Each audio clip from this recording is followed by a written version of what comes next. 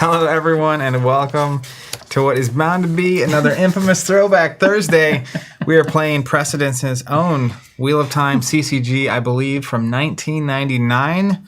Just made the cut. What was the... you have any notable factoids about yourself from 1999?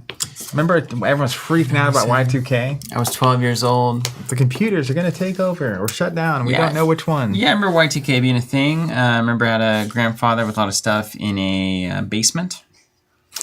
A lot of water. And food, which I didn't quite understand at the time, but I started... In his basement? Yeah, because Y2K. Oh, I thought you meant like it was like flooding. No. I totally disconnected. Potable water. Why do you have a grandpa with so much water in his basement? It was really struggling. Let me tell you. I see. Let's see. I was 12, so I was just about to be a teenager. Yeah. I'm sure a lot of you watching this that played Wheel of Time actively are excited to hear Zach and I talk about how relatively young we are compared to a number of people that probably were playing this game at the time. If you're watching this and you were not even born at that point, probably thinking, look at these old geezers. Yeah, that's right. You remember a time without the internet? What's a card game? Yeah, there was no Google. Remember that? I'm gonna start us off, man. There was Yahoo, AOL. That's right, MapQuest. Remember and I printed out my directions. And at one point, I didn't even have the internet. You kids, you didn't. What's a printer? You don't know from what. Anyway, Wheel of Time looks like the kind of throwback I'm going to be really into. Because it looks very complicated, probably unnecessarily so in a number of ways, but also necessarily so in the way that makes it a 1999 card game. Yeah, which I'm here for. There's a lot of little complexities that add so much flavor if you know what the flavor is. There's also a ton of people that love Wheel of Time, the books. I don't know anything about the series. Also, a ton of people that love the show. They're just very different people most of the time. Yeah, but this feels like a book-driven card game, not a show-driven, right? In the same way, the Middle-earth CCG is the book-driven version of a Lord of the Rings game, and the Lord of the Rings TCG is literally the movie version. Yeah, 100%. So does that mean you think we'll get the Wheel of Time show TCG? No, I don't think we will get that. No, I don't at all. I'm waiting on the IP TCGs to show up. 2022? Maybe, just mark me. Maybe they are coming everywhere. Maybe the license is too much, Maybe the CCG people don't want to have the licensing fee. We'll see. Because then you can pump and dump less. I don't think the Wheel of Time folks would do that. Darth I think Brenna's reminding us of an old Ask Jeeves, an old person we all knew well. Ask Jeeves, yeah, that's so cool, right? It's like chat rooms. Remember? You just ask a question.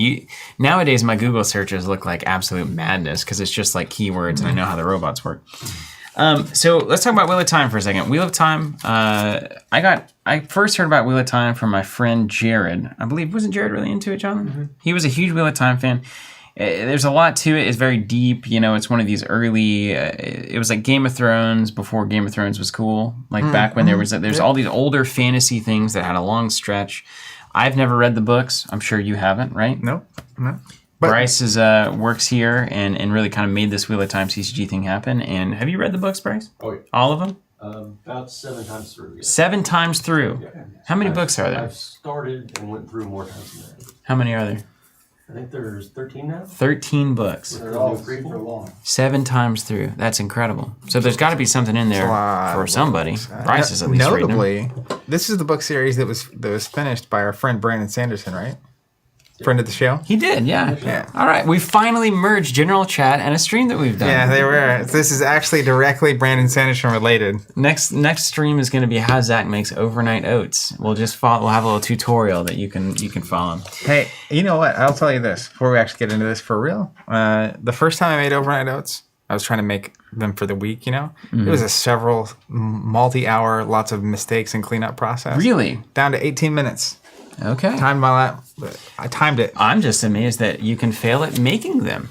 It's not failing at making them. I mean, it is. And you don't know if they're bad until the next day, right? That's right, until overnight. But you also just overestimating the size of things. Sure. And trying to make it. And I was making 4 different flavors. Yeah. So I was making them all separate, but then I realized that 85% of the ingredients are the same in every one, so I could have batched that process. Right. Anyways, there's But a you're lot a in there. systems man. You're a robot ultimately, so Yeah. you got it down. Here's what Bryce said. He said, every book starts with this paragraph, personalized for the location, and it gives me goosebumps every time I read it now. You ready for this? The Wheel of Time turns. I'll see if he actually gets the goosebumps over there. The Wheel of Time turns, and ages come and pass, leaving memories that become legend. Legend fades to myth, and even myth is long forgotten when the age that gave it birth comes again. In one age, called the Third Age by some, an age yet to come, an age long past, a wind rose above the great mountainous island of Trimalking. The wind was not the beginning. There are neither beginnings nor endings to the Wheel of Time, but it was a beginning. Synopsis. I'll give you a quick synopsis too. Time in this world operates in a circle or a wheel. And maybe in our world too. How could we know? Yeah, who's to say? I mean, have you seen the end of the wheel or the beginning of the wheel? Have you seen the beginning or the end of our current temporal reality? Could be a wheel. We could have seen it many times. As far as I'm concerned, you can't even see time. So the true philosopher of the stream. I gotta can see take my it. bow I don't and take my believe it. exit. There's also a dark one that exists outside the wheel that has antagonized people in every age. Okay, classic. Drama. In each age, the wheel spins out a hero to defeat the dark one. He is called the dragon. In the age before the series begins, the dragon found a way to seal the Dark One completely outside the wheel, but before he was sealed completely, the Dark One tainted and poisoned the power source from which all male magic users draw their power. This caused all male magic wielders or channelers, including the dragon, to go insane and nearly destroy the world before they were subdued. The story proper takes place thousands of years after this. Okay? For generations now, only women have had the ability to channel. They're called Aes Sedai and are essentially Jedi. They hunt down any men that look like they're gaining the ability to channel and either kill them or still them, as in remove their magical ability. So they're like Blade Runners for magic, effectively. This has led to a very matriarchal culture. There is sexism, but it's the opposite of what you see in our world, this current world. It's kind of genius, says Bryce. The story begins when one Aes Sedai realizes that the dragon has been reborn into the world because the Dark One is escaping his prison. She seeks out the boy that is the dragon reborn, knowing that he is their only hope to win the last battle, but also that he will eventually go insane. So we're riding the line between, like, is this guy going to blow up the whole thing or defeat the Dark One? Well, and he might go insane in saving the world. That's correct. Because he has to call on the magic within, which then makes him insane. But no one's over there asking the question, how do we stop it from making them insane? Can we unpollute the magic source so that males don't go crazy by using it? I'm sure That would be a somebody's good- asking. I'm sure somebody's That'd be a asking good that question. Somebody's right? certainly asking that question. Okay, now let's look at the board here. You Apparently ready? Nathan Bradley's saying it's pronounced Aes Sedai. Aes Sedai. Okay, thank you. How could you possibly know that? It's a You watch book. the show. Oh, well, the show. Well, I mean, do we know that? Did the author say that? I don't know. They say that art is to be interpreted by the observer. So, I can't Hey possibly man, hear. I'm not going to be offended if you say it however you want to say it. Zach's going to be playing the Shadow Spawn, of course, which is very appropriate. And I'm going to be playing a beautiful deck based on a warrior society that is honorable and perfect. Far Daris May. Is that right? Far Daris? May what? Far Daris May. Yep. It's Far Daris My Cup. Chris comedy. says the show is wrong apparently about the pronunciation. We got a book reader. He's not a show watcher. You already know. You already know. You can tell the people. Here's a question I genuinely want to know. If you're watching this back later, or if you're in the Discord channel, If you're watching it now, please don't answer. yeah, or if you're live technically, I'm just saying, even if you're watching it later, do you like the books? Do you like the show? And essentially, which one have you interacted with? For everything I can tell, most people that read the books aren't huge fans of the shows, but people that just watched the show liked it. Yeah. Go to the And, Discord. Let's have a chat about vice- it. That vice classic versa. TCG channel. Yeah, well, or go to the general chat, and Brandon Sanderson is always being talked about there. So just, True. dive right in. Darth Prentice says that was a 11 out of 10 dad joke. Thank you. Now look at this board. So first of all, you have the beautiful. They don't make paper this thin anymore. you actually You take a can't- piece of paper, you can't get and it you anymore. cut it long ways in half. You do that a couple more times, and then this is the piece of paper you get. This is what I remember from my youth. Thin paper. Thin paper. They didn't make it like that anymore. Yeah. We've got 2 tokens here on the 2 on the shadow side, 2 on the light side. We've got some politics, intrigue, 1 power, combat. We've got some crazy things happening here. Zach, I've heard that you know how to play. You played the game with Bryce. You learned the rules. Well, you played the game with Bryce. You were exposed to the rules. And so I will pass it to you for a full rundown of what's going on here. I played all of a part of a game. So, of course, that means I have now mastered everything there is to know. First thing I like to start with is how you win the game. Okay. So you win the game by winning the last battle. Of course. Okay? Okay, so it's an all for an all or nothing kind of thing. Yeah. So there's no points along the way, really. But there is... I don't even think this is the wheel, technically. This is just the balance of the wheel, which they call the pattern, I believe, or it says the neutral pattern over here. So we'll have the red tokens here be shadow tokens. The blue tokens are light tokens. Okay. So we're going to play the game as normal until there are 20 total tokens on the board. Wow. There's 4 already. And then each round, a token is going to get added to the board. A shadow token, a light token, or a neutral token. Mm-hmm. So neutral tokens will go here. And this is essentially both of us are failing at what we're trying to do. Okay. And the goal is by the final battle, once we get to 20 of these tokens, because once we hit 20, every turn after that is going to look way different than the normal turns. Yeah. And one player going back and forth is going to have to basically initiate the final battle. And it'll just be final battle until it's just resolved. This game would never get made again. Correct. Already. But important to note, to win the final battle, and we'll get into the nuances of all this and stuff, you essentially have to be 5 ahead of your opponent when the battle resolves. But whoever's the active player when it's happening is going to be, there's support and opposition. So if you're the active player, you're looking for support. If you're the defending player, you're looking for opposition. Sure. We're going to add the total number of tokens on our side to our total during each final battle. So if we get to the end and there's like 15 shadow tokens and only 5 light tokens, I have like a huge advantage. Yeah, just stands to reason. By default. Yeah. Because the thematic reason is that the whole time the series is going on, there are people on both sides trying to tilt the balance to the light or the dark, right? Mm-hmm. So this is kind of the score as we're playing through the game, but just because you fall behind on this does not mean you just lose the game at the end. Okay. And then we have these lovely dice, which will matter in a second. You also lose if your character dies. If your main character dies, you lose, yeah? Okay, so we Classic. don't want that to happen. So you have all these dice that came with these beautiful stickers. I wish you guys could see these up close and personal. This reminds me of like the Star Wars Destiny prototype dice that we got to try out the game. Still sign here. Does anything scream circa turn of the century CCG more than those counters? They really those don't. Dragon Tears, man. It's right there. I picked some up at a Renaissance fair once. The Dragon Tears? Yeah. I remember getting these tokens for the Lord of the Rings TCG way back, and I had my mom take me to Walmart, and like she had no idea what it was like. This is really weird, like because they're like glass beads that go in like a vase or something, right? Yeah, yeah. And she was just like. What are you getting into, Very man? confused. I couldn't drive, of course. So it was like you have to go in and be like, "Where's the home and garden section?" Yeah. Very awkward as a 12-year-old. I just want to point out how funny it is when you think about modern game design and how things have changed. Like, if you were pitching this to a publisher and this is how you described how to win the game, Yeah. they would probably laugh you out of the room. But that's also why, games are like they are these days. And you don't find some of the gems like this, which give you a different feeling when you're playing them because it's very complex. Yeah, for sure. So on these dice, they're the 2 core symbols that are worth knowing for support and opposition.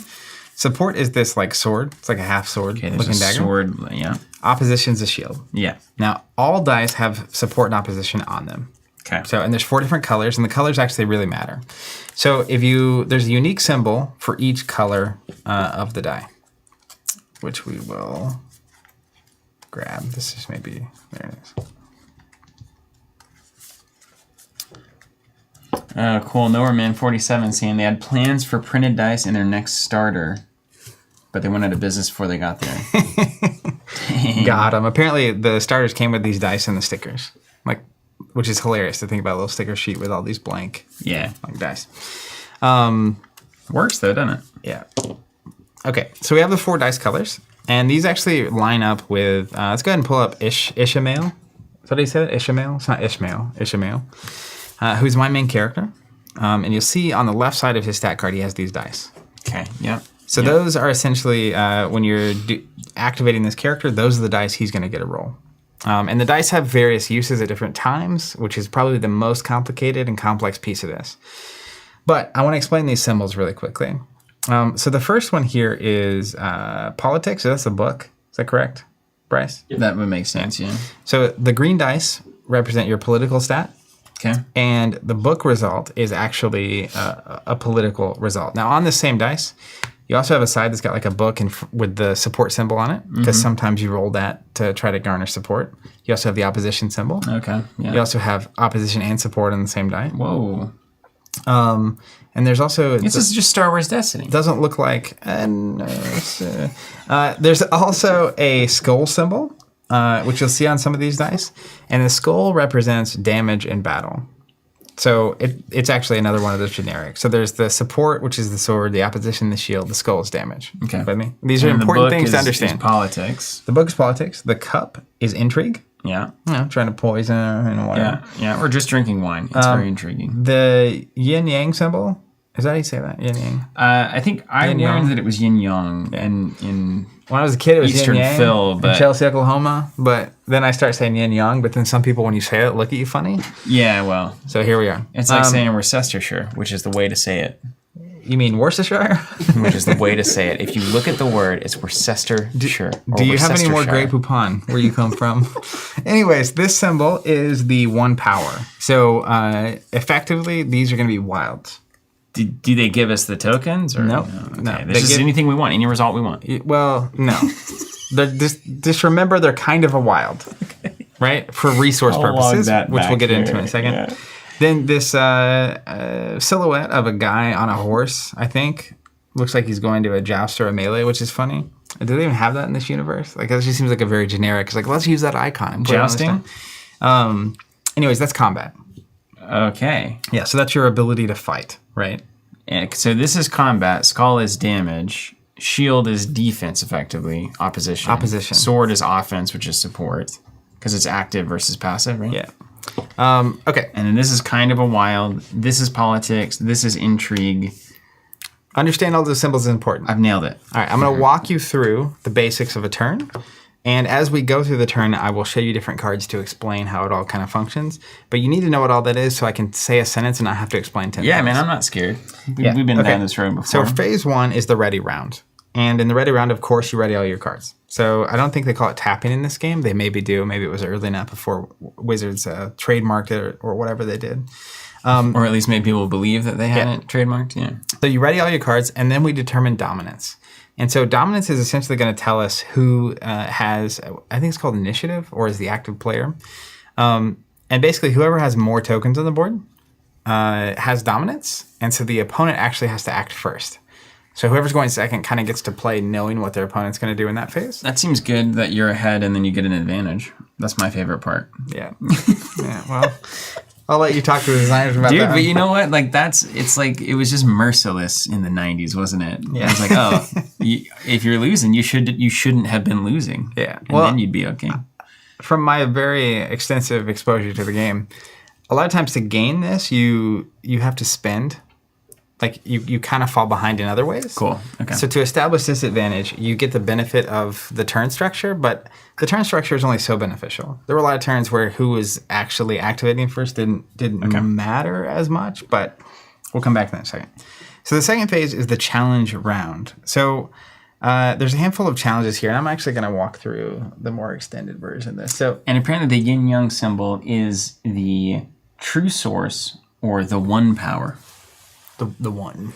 The one power. Yeah, there can only be How can one. it be the one power if there's two sides? So the two halves of the yin yang represent the male side and the female side. Male side of the- yeah. Together, they're the combined. That's how it is in Yin Yang too. The yin energy and the yang Like energy. effect. So Fire and the cool. the player having to go first is the subordinate player. And the player going second is the dominant player. So if you have cards referencing that as well, like can only be played when you're doing Ooh, this. that's going to take some getting used to. So first player is subordinate. Yeah. Yeah. It's less. All right. So during the challenges round, each player starting with a subordinate player may play one challenge card or declare a contested advantage challenge. Those are going to be card types. We won't get into the nuance of all that. But just know that's where you challenge. During the challenge phase, you can drop challenges. Okay. Then we will place forces. So there's essentially going to be 2 rows that you have characters in. And I'm going to clear these dice off. And may I pause you for a second to ask a question? I know a lot of times it's not helpful to do that, but in the turn structure itself, is it you work a phase, I work a phase, or do you work all your phases, then I work all my phases? You work a phase, I work a phase. Okay. You work a phase, I work a phase. Yeah. That was a great question. So Thanks. You basically have 2 rows I was Chelsea High School's number that 1 student. your characters can be in. The battleground and your home front. So the battleground is your front row. Okay. These characters can fight, which we'll get to later. The home front is your second row. And these characters are the ones that you're going to use to actually generate resources. Okay. And they're kind of, safer, so to speak. They're like back at home, hanging out, doing the thing. So we place forces. So in the second phase, we will declare challenges, which we'll come back to in a little bit. You place forces. So this is where you can actually rearrange who's where before the turn kind of gets underway. And then you determine participation. So we have these lovely little tokens. Yep. Which we use to signify, you actually see the chart here of the different colors. Yeah. So green means they're going to participate in the pattern challenge. So the pattern challenge gets initiated every round no matter what happens. And that's the struggle for this. Yeah. And the Yin Yang is not considered the pattern, or is it called the pattern? I don't know. No? You'd have to ask a friend. Yeah, ambiguous. Okay. Where's the Wuji in all this? The black token represents the villain initiated challenge. So that'll be the challenge that I initiate, if there is one. The white is the challenge that you initiate. And the blue means that they're not participating at all. So they may be in your battleground, but they're not actually going to fight in a challenge. So what will happen is you'll actually put one of these tokens face down on each of your characters. And then we will simultaneously reveal which challenge they're participating in. Mm-hmm. So you won't know where they're going until they're going there. Conquest LCG ripped this thing off. I mean, everybody's ripping this game off. We'll come back to some more similarities, which is Star really Wars cool. Destiny meets Conquest. Yeah. Basically. So determine participation. And notably, you're positioning your characters, deciding challenges and whatnot, before we even get to the playing card step. Okay. Like putting more stuff into play. So that's a key piece of this. So there's kind of a summoning sickness thing. You'll play stuff, and then next round they'll come around and be able to do right. actions. Yeah. So during the action round, the first thing you're going to do is generate your resource pool. And characters in the home front can rotate during the step to generate ability symbols. So if we look at these Trolloc Raiders, they have 3 of that black die over here. So during the resources step, let's say I was a subordinate player. I could, one at a time, I'm doing all of my resources at once. So I'd tap the Trolloc Raiders and roll 3 dice. They roll 3 blacks. We got 1 combat, 2 support, 1 opposition. So support and opposition during resource phase mean nothing. Okay, They're great. basically blank. Love it. So I get 1 combat. So I'm going to literally take one of these black symbols, and you'll see you have these 4 charts over here. I'm going to put 1 combat there. With me?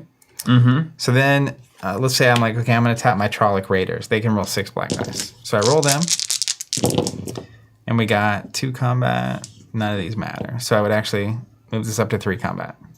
Mm-hmm. Following? Mm-hmm. Mm-hmm. All right, we'll come back in a second. So you'll have a blue token for each of these as well. So and by the time I'm interacting with this track, are you not interacting with it? Oh no, this isn't black because it's combat. This is black because you're the that's my shadow color. player. Yeah, Okay. yeah. And I gave you blue because I know you I like love blue. it. Yeah, I love blue. And that way we can use the same thing to track our stuff. So I'll generate all my resources. Then you'll generate all your resources. Then I'll take my actions. And there's a handful of actions that you can take. This is incredible. Yeah. And I will take all my actions first, then you will take your actions, and then we will carry on. So first thing you can do is you can heal troops or characters, and we'll get to the specifics of all these in a second. You can play an advantage, which is a type of card.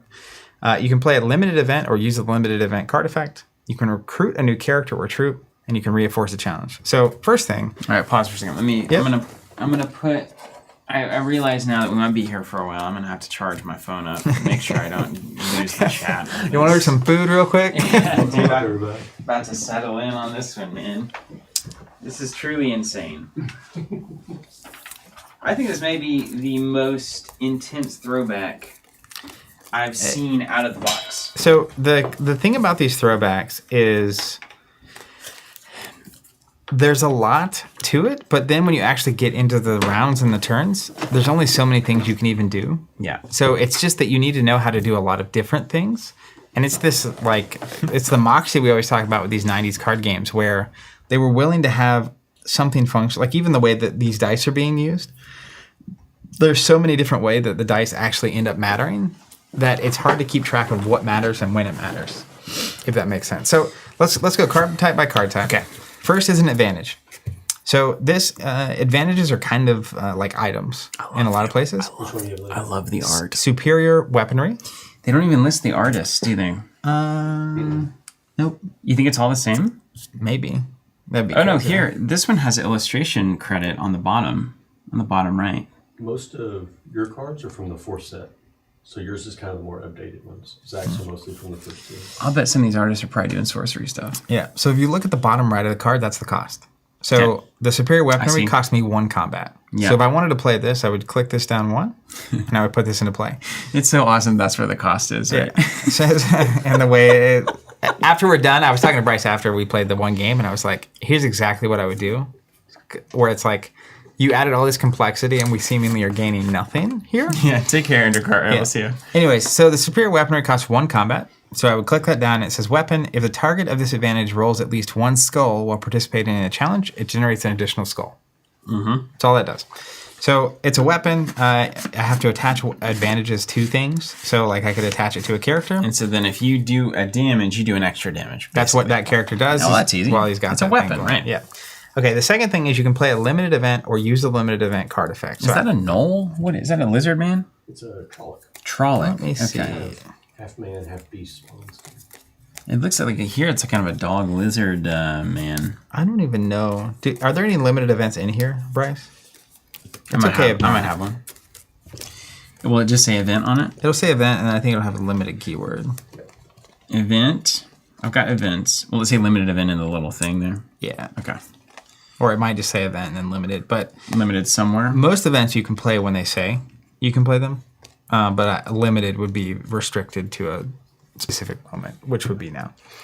Unlike events, you may only play limited events during your action step.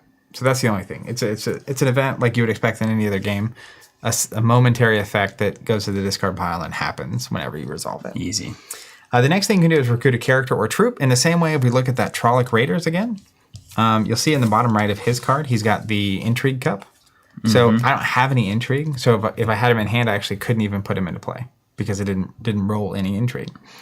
And you just put those into play. When you put them into play, they have to come into the home front. And then during the next step, when you're placing, then you could move them up or whatever. Oh yeah, man, I got this.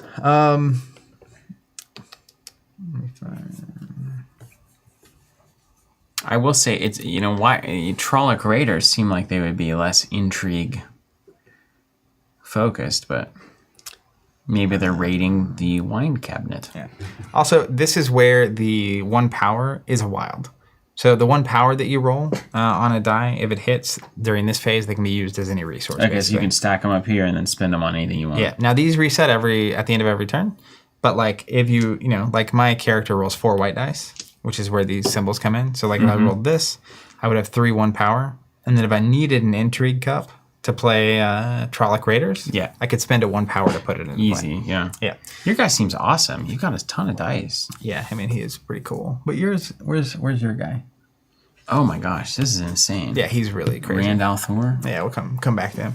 The other thing you can do is reinforce a challenge. So a card with the reinforcement trait that is standing down in the battleground may immediately become a participant in a challenge with this action. Okay, like scouting party here is reinforcement here. And so it can like roll up here. Well, so if you had him up here and you use the blue, so you don't commit him to a particular challenge, as an action during the action phase, you can change which challenge he's participating in. Okay. That's After you see what Zach revealed. after I see you what's know going where on. my stuff's at, right? Okay, so that seems good. Your starting advantage kind of lets you cheat battlefield and home front. So Okay. you're very flexible. Oh yeah, I've got that. I've got another big reading card. Yeah. So then after we do all our actions and we are both done, so I'll do all my actions first.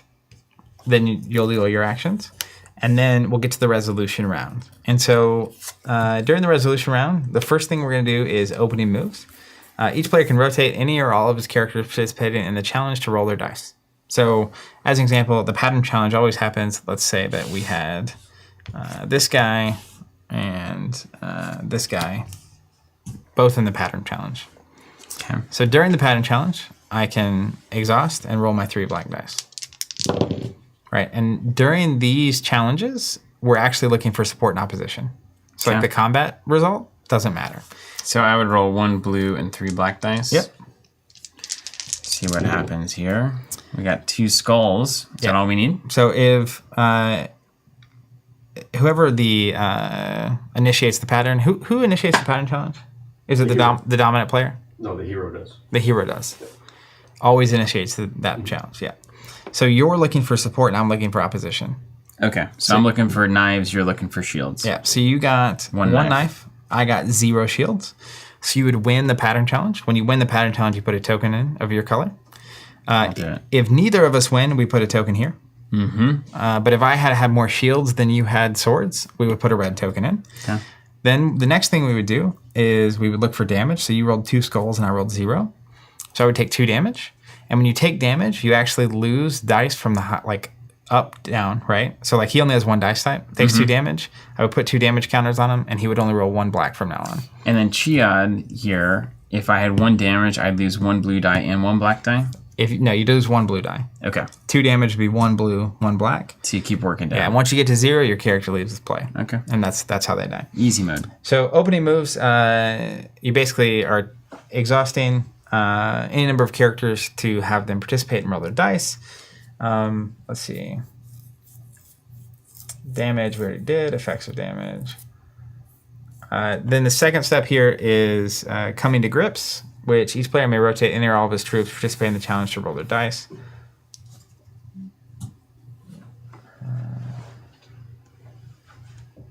This is that phase of a long rule book where you and your friends trying to learn the game, and then you're like, is it possible to learn this? Hold on. And then somehow it happens. You get it on the table, you start playing, and then it happens. And then a year and a half later, you go to a store, you go to a regional event, and you start playing, and you realize that you've been doing half of it wrong. You know? Totally no. Because, like, let's be honest. This is the action round section of this.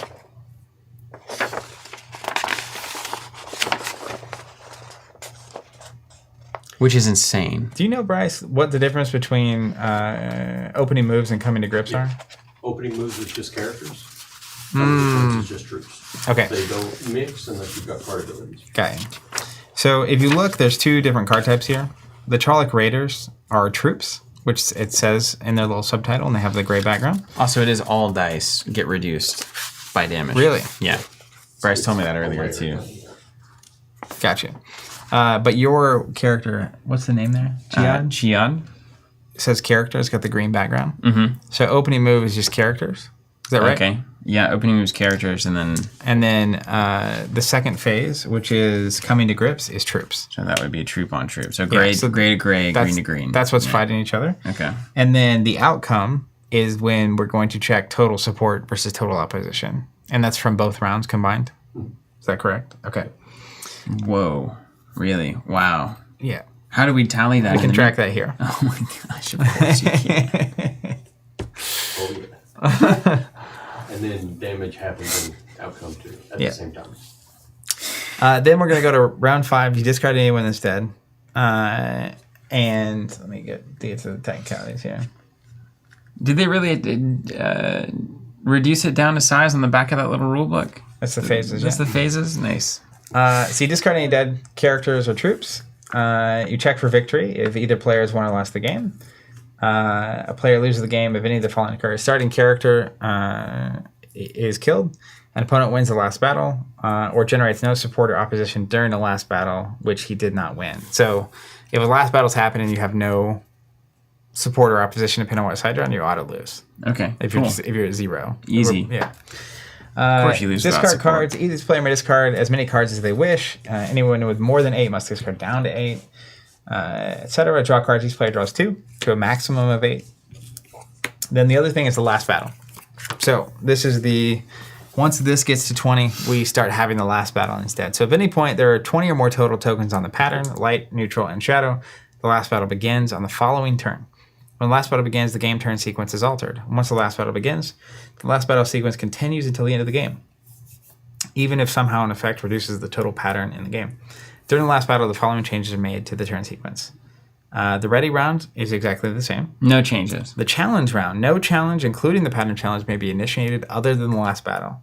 All characters and troop must be placed in the battleground. Only determine the challenge participation step of the challenge round is used. So you just determine who's participating. Politics dice may not be rolled, and politics ability symbols may not be generated in the last battle challenge. Okay. So, politics dice. don't Politics matter. is over. It's time for action. That's right. Only characters and troops that are currently capable of rolling intrigue, 1 power, or combat dice may participate in the last battle or the last battle challenge. That during the action round the action round does not occur, so you don't get to play more No stuff. actions, no fun. Don't get to generate resources. None of that stuff. Okay. During the last battle challenge, the first turn of the last battle, the hero player initiates the last battle challenge, seeking to generate support, while the villain player seeks to generate opposition. Yeah. If there is no winner on the first turn of the last battle, on the next turn, the villain player initiates the last battle challenge and seeks to generate support, while the hero seeks to generate opposition. Okay. If Tension. If a winner is not determined, the players continue taking turns initiating the last battle challenge until one player succeeds or loses the game. During the outcome step of the resolution of the last battle, each player may add his total number of pattern tokens to his total support or opposition as appropriate. And what's a pattern token? These. Okay. So it's that plus when you're the initiator, how many swords you roll. When you're the defender, how many shields you roll. And if you're ever more than 5, when you're getting support, you win. Okay. But as opposition, I can't win on defense. Mm-hmm.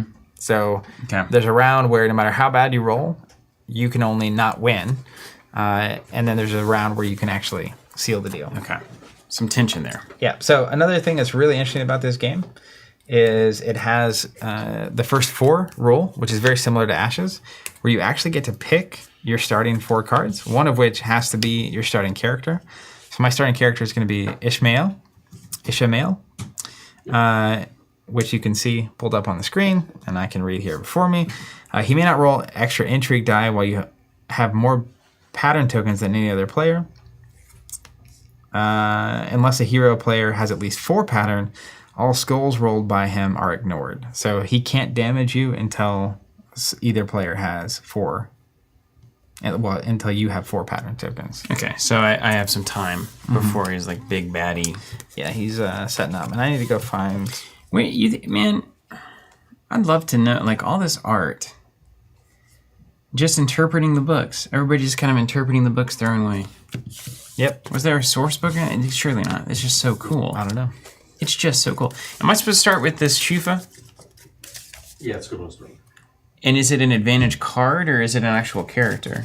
It's an advantage. So it just goes to my hand? Oh. Okay. Now, did you talk about the first 4 just now? Yeah, so you get to pick It's Ashes. your first 4, except for one of your first 4 has to be your starting character. Okay, so I'm starting with Rand Al Thor. Character, dragon. Starting hero, dragon. Reborn. Te Varen. Ale. The first time the dragon reborn rolls 2 One 1 power symbols, he permanently gains +1 1 power. When the dragon reborn rolls his dice, he additionally generates a horse, which is Combat. This symbol has only the Ale allegiance and may only be used to recruit.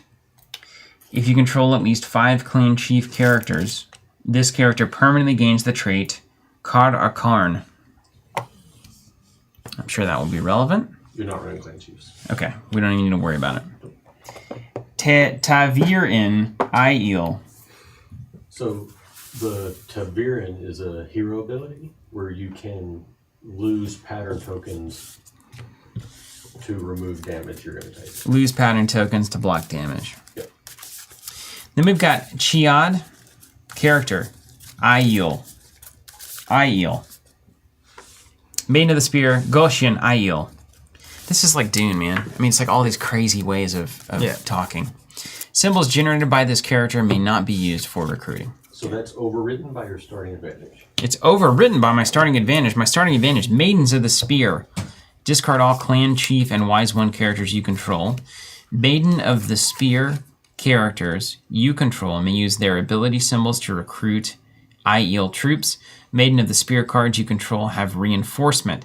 As a limited event, move a Maiden of the Spear card you control from your home front to the battleground.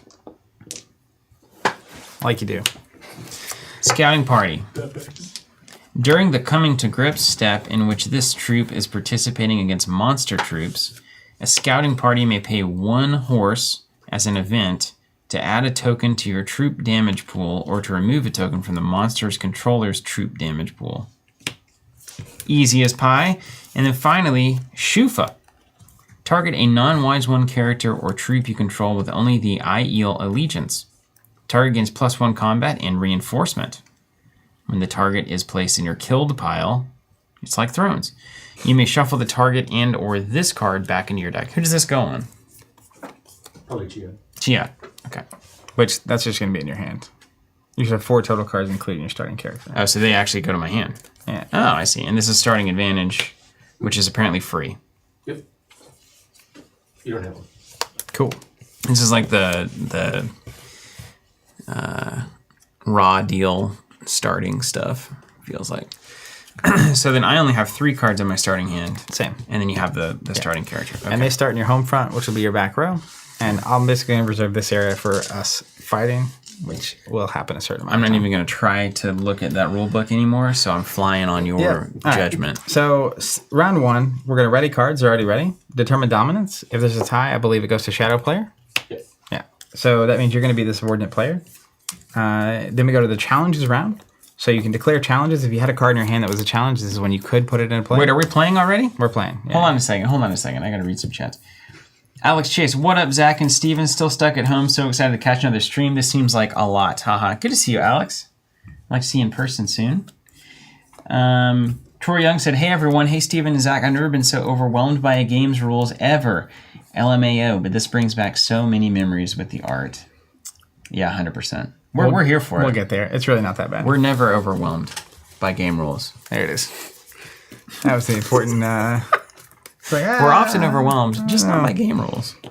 Okay, so you have your starting hand. We have everything set up. We have our characters in play. I'm going to walk you through it. Yep.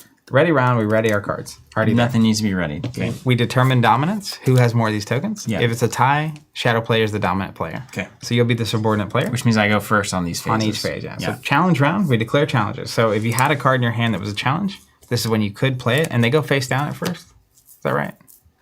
Or they face up? Yeah, they do. And then Yeah. So you can play a challenge face down. I don't know what it is yet. Let me go see what a challenge looks like real Yeah, quick. yeah. I just need to, Pull up an example.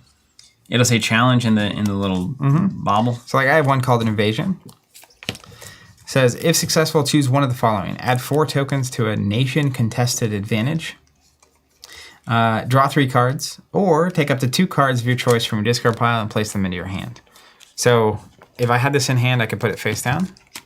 This is the villain initiated challenge. Then later, when we're resolving it, it flips up. And you don't know what it is until it flips.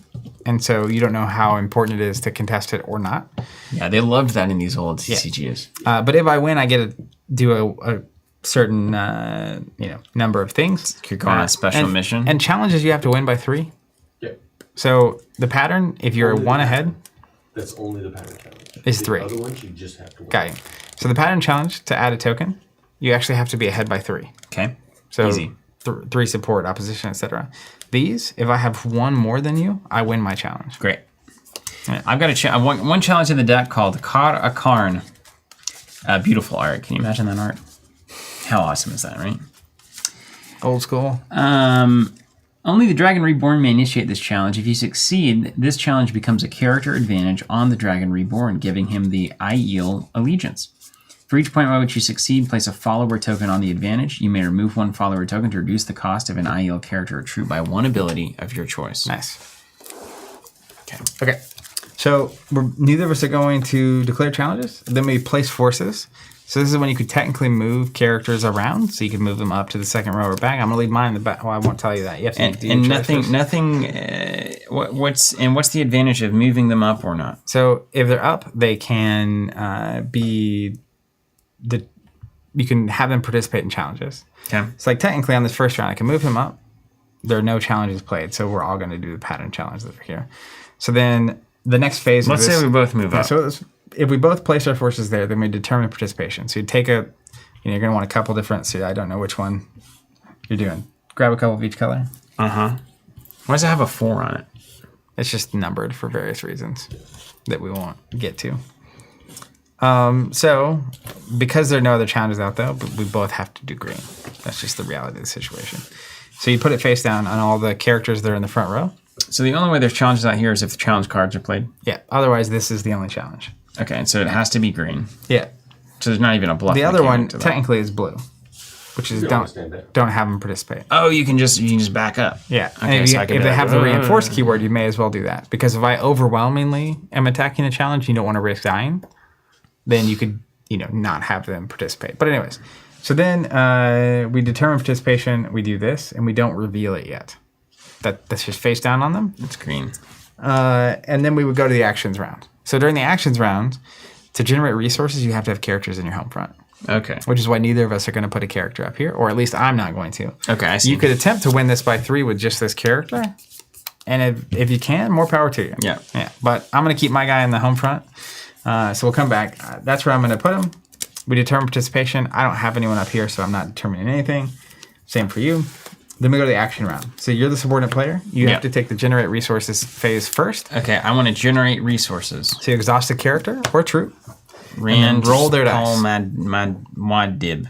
What? How many do I roll? All of them? All of his dice, yep. Which looks like 2 greens, 2 whites, and a black. And what am I looking for? Well, symbols. Symbols coming up. Yeah. All right, so shields, swords, and skulls do not matter. Books, you rolled 2 books. Double book. Which is your politics. So take a blue one and put it on 2 on politics. And now you can roll every character that you have in your home front in if you want, but you don't have any more. So this is when you say, okay, I'm done. I'm done because I have no more. Your character automatically generates a combat every time he rolls in. And I always get a combat. Oh, mine does. You have blue here. Yeah, when the Dragon Ruler rolls his dice, he additionally generates a horsey, a combat. Yeah. This symbol has only the symbol has the IEL allegiance. So here's what's crazy. The symbol doesn't have that. How can it have it? It's not even on the dice. You ready for this? Yeah. Our decks are built where this doesn't matter. Okay. But technically, because of his alliance, his resources can only be used to pay for cards of that alliance. Oh no, that would be impossible. So then you would have to keep actually track track both on the thing. of. Okay. But we don't ever have to think about that. No. Oh, If you go praise. out of alliance, the card cost doubles. Yeah. So we just, Double the card cost if they're not in your allegiance. Yeah. I assume it's mostly like no one ever. You would only go out of house for like very specific stuff. Yeah. Okay. But anyways, so over to me. I'm gonna tap Ishmael. I get 1 green, 2 blue, 4 white, and a black. Doesn't matter. Doesn't matter. Doesn't matter. Doesn't matter. Doesn't matter. Ale. Aaron just pronounced ale. I thought it was earlier IEL. it is. It's IEL. It says I Alex get B. IEL right there from Robert himself. Robert 2 Jordan. I rolled 2 intrigue on all my dice. So then I will be done generating resources. And then we will go to the take actions phase. So starting with you, we get to take actions. All right, well, get ready. That's where you basically play stuff. Can I play a character? Well, you have resources. You have 2 politics and I 1 absolutely combat. can. I'm going to play a Chiad with a politic and a horse. Okay, so combat, a politic, and she'll go in your home front. Back row. Yep. Okay, and you keep going until you're done taking actions. Okay. That's all I can do or want to do. It's not all I can do. It's all I want to do. Okay. Does all this stuff go away at the end of the turn? Yeah. Okay. All right, so on my turn, I'm going to play a Trollic Raiders using 1 of my intrigue. That is Bryce 2.0 off screen adjudicating the rules, Alex, yes. Or Bryce 1.0. Yeah, I was going to say that's what I'm saying. Hey, It's the real person. that's rough. Okay, so I'll pass my take actions. We'll go to resolution. During resolution is when we would do opening moves, which is characters, and then we would do coming to grips, which is troops. Then we would resolve the outcome. There's no one's fighting anything. I'm glad they named it that instead of the character phase and the troop phase. Yeah, lean It's into more it. more interesting. All right, then we go to the draw round. So we discard any dead characters.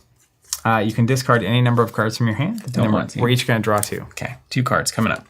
Yeah. This had the awesome rule too, where like I played Bill and Bill died. You can't play Bill. Yeah, that's right. So if my version of a character dies, everybody's is dead. Yeah. All right, go to the ready round. We ready every character. Yep.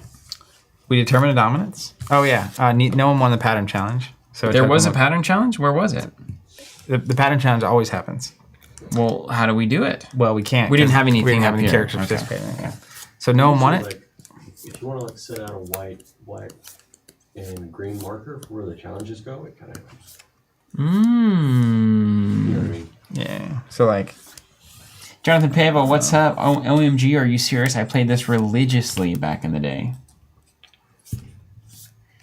Ooh, Nowhere Man. Of note, with your starting advantage, Maidens of the Spear, you can move Maidens you just played right into a challenge. Can I do that now? I played it. Then when does the pattern challenge happen? yeah, I think you could. You'd play it during take actions, then we go to resolution. So opening moves, you'll roll a character's dice in. And because I have Maiden of the Spear you control, I have Reinforcement, and as a limited event, move a card you control, Maiden of the Spear card you control from home front to battleground. So I'll do that during the event phase, I guess. Mm-hmm. Okay, and then this is here, and now what do? Do I tap it to roll it? Yep. So you tap, and you essentially need 3 support. Dude, I'm about to get 3 support and pattern you. Hey, I would be proud. And support is the knife? The sword. Yeah. But, Nothing. 1. 1 knife. Yeah. So you didn't succeed. We'll loop I back won around. by 3, right? Yeah. Okay. So we'll ready everything at the start of the round, and she will be in your front row. Sure, yeah. Determine dominance. We're still tied, so you'll be the subordinate player. Then we go to the challenges round. You can declare challenges if you have any challenges from your hand that you'd like to play. I have none challenges. Same. Placed forces. So now you can rearrange, put stuff in the front row or the back row, and you're the first person to do that. I figure I may as well just stay back here, right? If I can go up there. I'm going to do the same thing. Determine participation. No one's participating in anything. Action round. Generate resource pool. So you generate resources. Well, I mean, why not both? And what does reinforcement mean?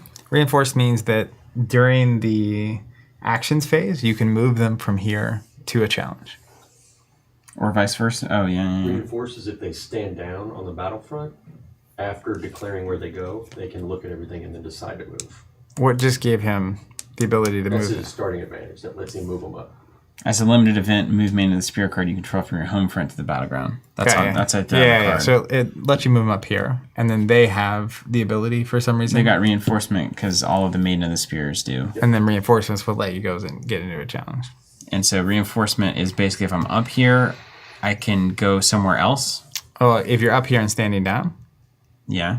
or not otherwise indicated where you're going, then you can reinforce to a challenge. So I'm like, I'm standing down, and then I can be like, I'm actually gonna go. I'm actually going to go here. yeah. After seeing whatever it is. Got you. Okay. So they get to adapt after they see the party. Okay, is this the kind of game where I should just build a bunch of stuff first? Okay. So Rand and Chiad. And you're technically doing one at a time, Okay, but you're well, welcome to roll them all at Let's once. see what we need here. 2. Because obviously if she's tapped, she can't participate. Yeah, it's kind of like I could do like a rush, you know? Like a rush build.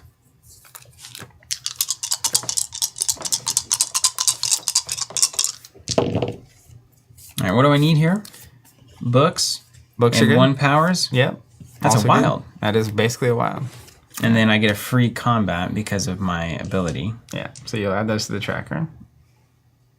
1 book, Yep. 1 power, You also get a free combat, right? and a free combat. Okay. And then Chiad. Let's go. Let's get you in there. 1 blue, 3 black. Symbols generated by this character may not be used for recruiting. Is that real? Your starting Oh, wait, it's advantage. overwritten. That's right. I got a chalice. Okay. which is a intrigue. Oh, look, one of each. A clean sweep. He's ready to roll. Are you done generating? Yeah. I'm going to go ahead and roll all of mine together because it's what's happening. 2.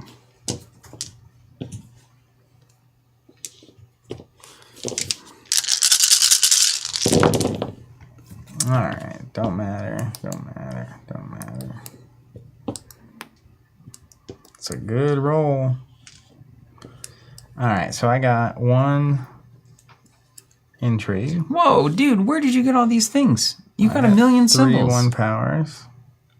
And I got This isn't fair. 2 I hate this combat. game already. Alright, then we will go to the take actions phase. So you action away. I can play things from my hand. Yeah. Now. You gotta just have to have the resources. Okay. I got some monster. Do you have monster troops? Are you a monster? Yeah, right there it is. Trolloc, yeah. Right there in the lobby.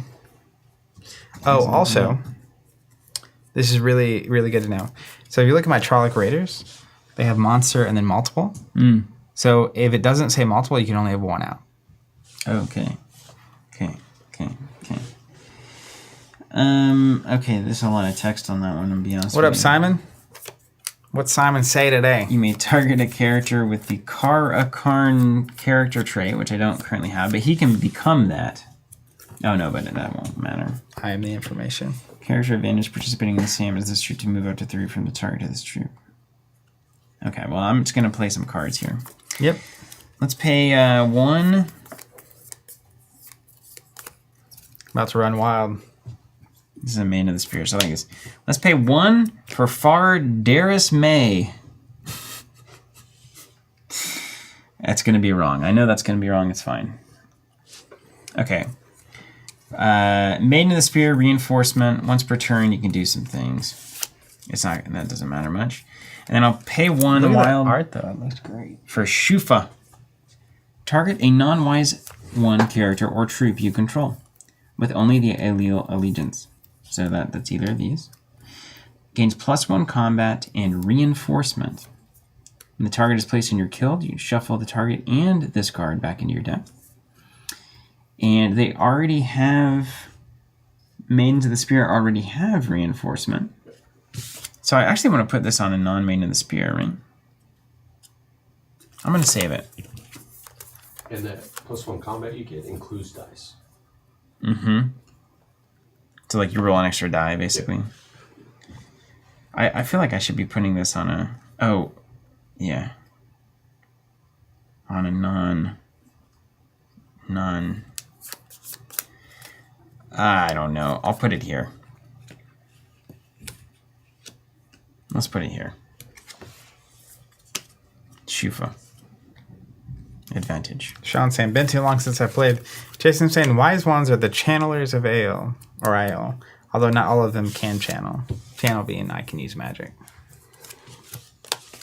Let's go in here. Chiad Shufa. That's me. I'm done. All right. I'm going to play another Trolloc Raiders, which costs me an intrigue. That's run wild. I'm going to play Trolloc Footman, costs me 2 combat. And I'm also going to play Trolloc Fist, which costs me 3. What? I'm going to use the 1 power. The Swarm. This is what happens in the show. All the baddies show up. You got so many dice. 6 and 5? Nah, don't worry about it. What am I supposed to do? Get bent. You're just going to roll a bunch of dice. I have 3. Yeah, you'll Okay. catch up, I'm sure. A resolution round, opening moves. You gonna reinforce When do I anyone? play events? That's during the actions phase. So Well, like, unless it's a limited event. What's the event? I have a limited event that I can move something up to a challenge. So you'd have to do it during the actions phase. Really?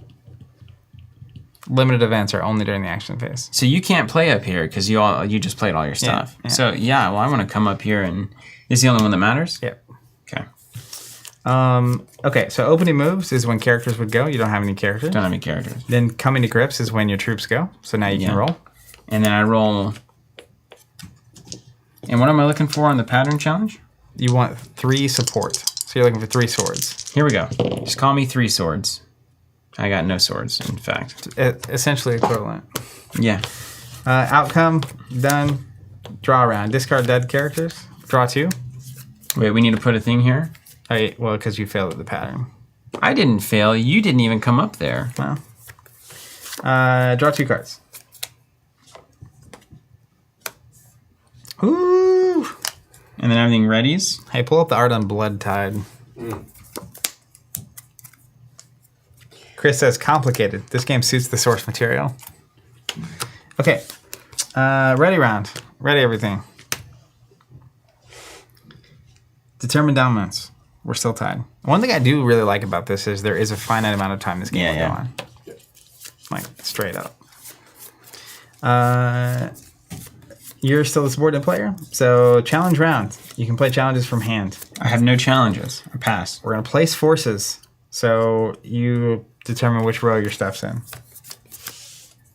And until there's a challenge card, these two things don't matter. Right. So we're just fighting for the pattern. Yep. Go ahead and just kind of move these over there, because it seems like we're not into the challenge space much. So at what point should I start trying to wreck you on this pattern? Because you have everything to wreck me. Now I'm going to start actually participating in the pattern challenge. But the thing about that is, the only thing that is doing is giving me potentially tokens here. Yeah. Which is just, let's say I get 3 ahead or something. That's just 3 extra I get in the last battle. And I can just use blue tokens to pop up here and pop back? Blue tokens? Like the fallback tokens?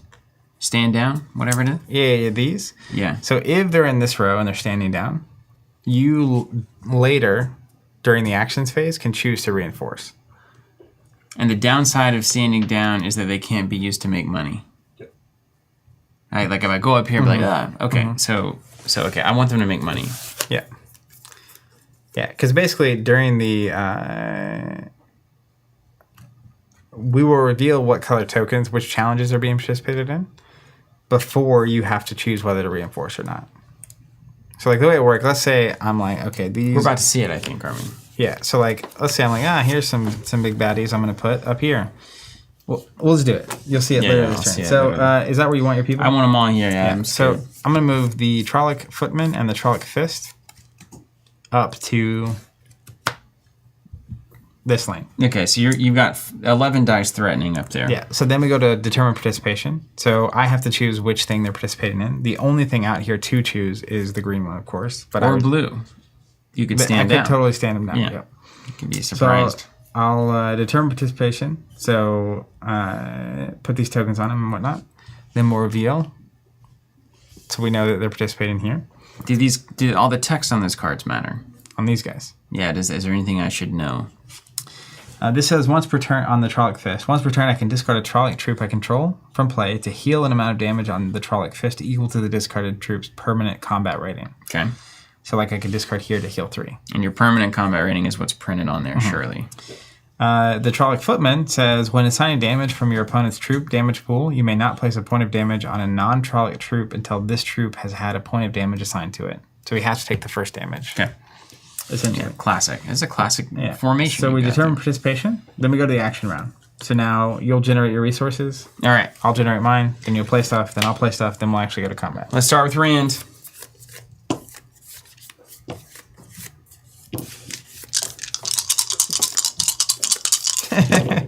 Alex Chase reframed my quote. Says, one thing I like about this game is that it will end eventually. It's a forced ending. Now,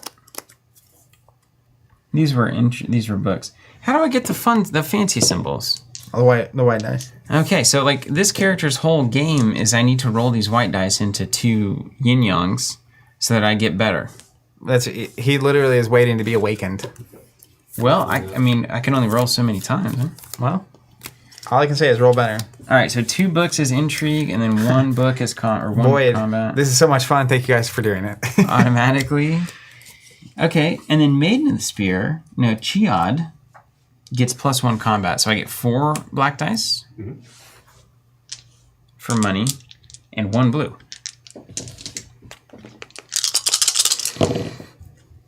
One horsey. Yep.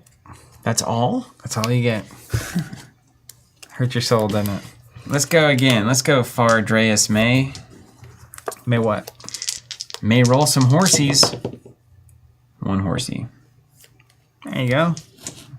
I needed 4. All right. Generate resources for me. Oh, come on. Can you give me Just one roll more? all this. So I'm gonna have to roll an extra black one after I'm done.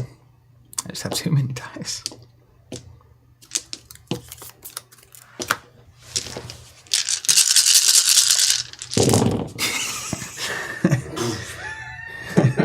Could you feel it? I suspect somebody's winning this game so far. I don't know. Is Look, it the guy that just rolled 7,000 dice? I literally got 3 resources. You'd be true. surprised. That's true. My suspicion is that the black dice are not as good at generating money, but they're good at killing things. Yeah. And like, if you look at these results, if you look at the opposition and support, like I had a ton of that.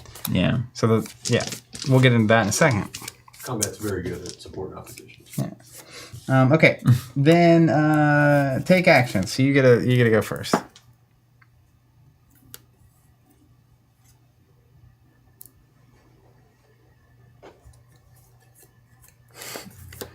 Alex liked your laugh of disbelief. Here comes scouting party. Shiver me timbers. There's no advantage for me going up here and dying, right? I mean, you might do some damage back, right? Oh, yeah, because damage happens. Yeah. How much but, oh my gosh. But like, if you do 2 damage, I lose 2 black dice forever on these guys. But the likelihood of you doing 3 damage and taking this off the board is tremendous. Almost unbelievably high. But I'd like to at least see what it looks like. Okay. I'm going to play the scouting party. If you totally regret your life later, we can walk it back. Yeah, maybe we'll find out. And then Jonathan's saying troops cannot recruit. oh, this thing? Well, let me tell you though. That would fundamentally change everything that's happened so far. Oh, like your troops Like, can't these guys don't recruit. generate resources. Oh my gosh. So then my entire curve goes way down. I like that version of the game better. That's more fair. Because you have 2 characters. Well, how could a troop recruit, right? Your Trolloc Raider's not recruiting Hey, anybody. I send troops to recruit all the time. Troops only roll in combat. They cannot recruit. The good news is, though, all we have to do is reverse this, and I'm still good. That's good. I have no idea. Roll what I him, am. roll him again. Just roll this guy. My resources this turn don't matter. It's the fact that last turn I used these dice to get these guys into play. That's fine. It's only 3 dice. That's acceptable. That's an acceptable reality for us. Yeah, So- just set him up and then reroll that dude and then redo your resources. Bryce is losing his mind over there. That makes it a lot simpler. Yeah. So then, realistically, I probably would have had these guys up here, standing down. Or just participating. Yeah. That's what would have actually happened. Yeah. Yeah, character or troops can't recruit. Yeah, troops can't recruit. Cool. That's really great to know, actually. Alright. So then we'll redo our spin stuff phase. That makes my green characters make more sense, yeah? Yeah. Because then they're awesome at that. They're way more awesome. 2 intrigue and 1 politics. Okay. Then we play stuff. Yeah. I'll get that. I'll be playing Inalia for 2. Now that I know the power of the green characters, Maiden of the Spear, Charine Aiel. You must control Maiden of the Spear, which I do. Wait. Yeah. You must control Maidens of the Spear. Here. Yes, my advantage. To recruit this character, symbols generated are fine. If you control 6 or more Maiden of the Spear characters, all of them get an additional combat die. So I've currently got 2 Maiden of the Spear characters. So this board is going to turn into an absolute monster. I'll win by then. All right, done. Alright. I will take no actions. Resolution. Opening moves. So characters can exhaust to participate. Nothing's happening for me up there. I don't want Coming that to at all. grips. I'm going to roll 11 plus 6. 17 black dice. I'll start with 6. And what are you looking for? At least 3 hits? 3 Support or opposition. opposition, so 3 shields. Okay. And I'm going to do 6. You're not really opposing me per se, given that I'm not even there. But it's your turn. It is There's mine. 2. Yeah. Okay. So then I'll roll these guys together, which is 6 more. I've got 2. You got it. There's number 3. It's amazing how much you don't really have it, though. Yeah. It's not a lot. So I will get the pattern token during the outcome. Okay. So now I You've have tilted the pattern scored a point. to Yang. Yeah. Then we go to the draw round. Discard dead characters. Discard any cards from hand. We draw 2. And then we're back around to the front. So ready? These guys come here. I've got all sorts of crazy events.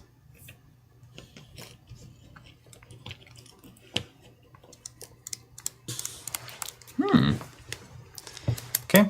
And then determine dominance. I have more tokens now, so it's not even a tie. You're the subordinate player. Declare challenges. I have no challenges to declare. Ooh, that's really good. Me neither. Place forces. You want to change the position of anything. Dude, how do I surmount this giant monster army you have? This is the question that fuels the entire book / show. Pretty much. Literally, they're living in this nice, quaint village, going to the pub. Then all these monsters start showing up out of nowhere and killing people. Then hijinks ensue. For 15 bucks. Then those kids in the mystery machine solve the mystery, and then we're out of here.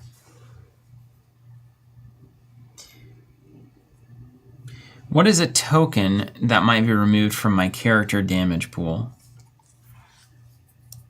Character damage. Here. So, right? Yeah. So I think when you're rolling dice during a resolution, you're actually stacking up the results here to count them because you only have so many dice. Because you have a dashboard, you may as well use it. So you can remove 1 from that. Steven loves it. Steven loves the stock. Look at him. Man, this makes about as much sense to him as speculating on booster box prices and NFTs. Speaking of NFTs, anyone out there still in the NFT game? That trend hit, and man, no one's talking about him anymore. The only people talking about it are people upset they lost a bunch of money. I saw some guy paid millions of dollars for an NFT, and he recently sold it for like $280. It hurts. It hurts to be right. Let's see. So cool. Okay, damage token, skulls rolled in combat, damage persists. Yeah. Okay, you know what, Zach? Okay. That makes sense. So damage tokens are like when you actually have damage on someone. Aaron H., has anyone here tried Mandazu as a game yet? We haven't. We really need to. I watched some videos of it, but I bought it and sold it. There were too many people looking to hold the bag. Yeah, I bought the initial wave. I got some starters in a couple boxes, and by the time I got it, it was worth so much that I had no choice but to sell it. Okay, I'm gonna get weird. Those 2021 times. What is character damage and troop damage, respectively? So damage is damage actually put on a card. Yeah. That's character and troop damage. So if you don't have any characters in the battle, what does character damage that I roll do to you? Well, nothing if I don't have characters in there. So only character damage damages characters? That's right. Yeah. It's not the damage my characters are doing. Well, your characters don't damage my characters. Unless they do character damage? Characters fight characters. Troops fight troops. Oh my gosh. But then opposition and support is being totaled across both. Oh my gosh. So if I do this, I've got you dead to rights? Well, if I don't have any characters participating, your damage won't do anything, but the support and opposition you roll while they're fighting could be me with pattern. But then also my troops can't hurt you. Yeah, but they then only troops hurt your troops. Do a pattern as well. Yeah, so we're both trying to roll more of those results. It's like a race. But you have more characters than me, so we can engage without you having to necessarily risk taking damage. Okay, I get it. Because I'm too cool. Like, I'm too awesome compared to your little troops. It's almost more like this is the macro fight. Yeah. And then the characters are having their character fights and pushing back and forth politically and in combat and all that kind of stuff. Bring it on. Okay, so I like all this stuff. This is all fine for me. Each opportunity in the challenge is converted into... Edward's saying he just read about that same guy I was talking about. Remember. Meanwhile, Alex says they just opened a Bored Ape Yacht Club themed burger spot. You get bonuses if you own an NFT. I don't want bonuses if I own one of those NFTs. I want the burger. It's hilarious. We live in a weird world and everything's changing. Okay, I want to go here. I want this to happen. This is what I want. You want to open the board Phoenix Yacht Club? No, what? I don't even like the term boredom. That's how much I hate everything My grandma, surrounding NFTs. that was a forbidden word at my grandma's My too. house. It's forbidden at my house. Yeah. My dad was like, She's you like- have an imagination and you think boredom is possible? Yeah. My grandma was like, That's why I ended up here. I grew up in the Great Depression. You're not bored. Yeah. You are an idiot. It's like you have a TV, you have a Game Boy, you have friends here, there's plenty of food. Yeah, right. Like you're not having to go figure out what to eat outside. Yeah. So like you're not going to be bored. You'll do the dishes. I'm ready, dude. Let's go. I want to wreck. Okay. What phase were we in? I just put my stuff up here. Place forces. Place stuff. forces. Yeah. Okay, we're good. So then we're going to determine participation. So, spoiler, all my stuff's going to be green. Me too. Yeah, But I'm in there. we'll mark it. But let's. You want green. All right. Surprise. Then we determine participation. Boom. Did it. Action round. Generate resources. You start. I'm gonna generate Rand money. 221. He's gonna roll 2 big ol'. Important to note Minions. too, characters and troops that are in your home front during the actions phase can tap to heal 1 damage. Okay. Horse, book, One combat, 1 politics. and then I always get 1 combat. Ooh, look at him. He's fancy. Wait, I said horse combat. No, book combat. Intrigue, 2 combat. Okay. All right. You done generating? I'm done generating. I'll generate. These don't matter. This does. This Man, you're YOLOing those Yin Yang symbols. I roll 4 white dice every time. Yeah, that's why. Let's get 1 power. Powerful. Persistent damage to you. Wow, that's going to be impossible. Okay. Then take actions. Okay, can I place stuff anywhere, or can I only place stuff on my home front? For instance, can I attach something here? You can only play stuff in your home front. Are you serious? I can't attach to something up I here? don't know. What kind of card is it? Advantage, character. Surely you can, right? I think you can play it wherever. Okay, I'm playing it. Bodyguards. Chad's got bodyguards. Or Chiad, excuse me. Book. And a combat. So watch out. I've got bodyguard shoe for Chiad. Yahtzee. And then that's the end of my playing things phase. All right. I'm going to play a Trollic Guard with my 1 power. Troop man, huh? And then I'll pass my actions phase. So, opening moves. Characters in combat can roll. I'm doing these things now. Can I roll them both together at the same time? Yeah, Does that matter? I don't mind. Okay, so Chiad and Inalia coming in.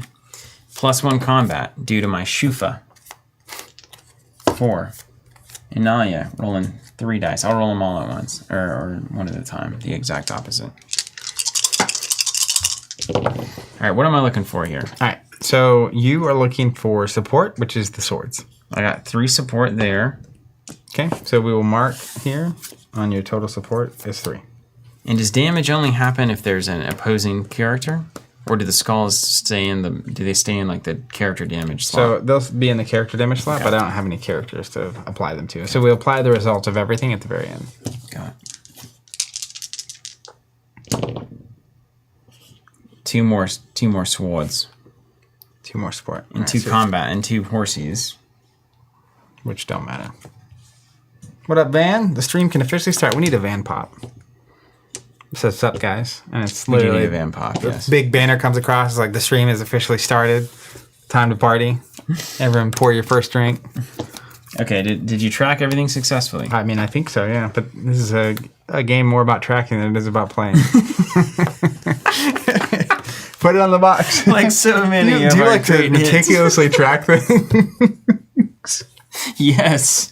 In fact, I do. Oh man, I should have been doing accounting stuff this morning. All right, so So now you roll your bucket load of dice against what I just did? coming to grips. I'll roll these 2 guys together. 6 blank dice. You can always roll poorly, right? I can't. No shields. I don't. There's 2 shields. Oh, right. So, and remember, you have to win by 3. Okay, so I'm definitely in a to good get the spot token. here. I'll roll this guy. Isn't this opposition for you? Yeah, sorry. He rolls 5. So let's roll. We got 1 opposition. Man, you're rolling horses out the horse. And then we'll roll 6 with the Trolloc twist. No shields. So I will end at 3. And I have 5. Technically, I rolled skulls, so I would have been tracking those, but we don't have any troops, so it doesn't matter. Sure. All right, then we go to the outcome. So we compare our scores. You're at 5, I'm at 3. You only win by 2, so you don't actually win, which means a token goes on the pattern. And that's the outcome. Now, if there was damage to apply, we would also assign and apply the damage. And then we go to the draw round. So discard dead cards. Discard any number of cards from your hand. What am I Draw even 2. messing around with these troops? When would that ever matter? I mean, You've got a veritable, impossible to kill army. the thing about troops, though, is if you play them and send them into battle, you can assign damage, which reduces the number of dice I have. Your dice that you roll in that also count towards your support and opposition. So even if they just come into play and die, Okay. and I still have to roll Loud damage and to clear. actually kill you. Got it. Yeah. Send them into battle. Okay. Ready cards. Determine dominance. I'm still in the lead. Then we go to the challenges round. Do you have any challenges you'd like to declare from your hand? Wait, I I'm gotta draw in. going to draw one someday. It'll be glorious. I need another... I see what I'm supposed to be doing. It has finally clicked. Now I'm I just scared. play the green cards, and you play the troops, and then because like I'm the hero of the story, and the story's about me, so like it's about these things, and then you just have like an army in the Sure background. sounds like a villain to me. Okay, no challenges. We place forces. Everything should be ready too, and then Yeah. you determine who's where. Can I make money? I want them here still. I'm still here. Okay. Then we will determine participation. Feeling green. Don't mind me. Just getting more of these. I'm not even gonna make a surprise. Yeah, I'm here too as well. All right. Then we generate resources. You're first. Let's go, Rand. Now that we've been doing this, though, it's not that complicated. Not yet. There's We a haven't lot even of fought each other yet. Technical things to explain.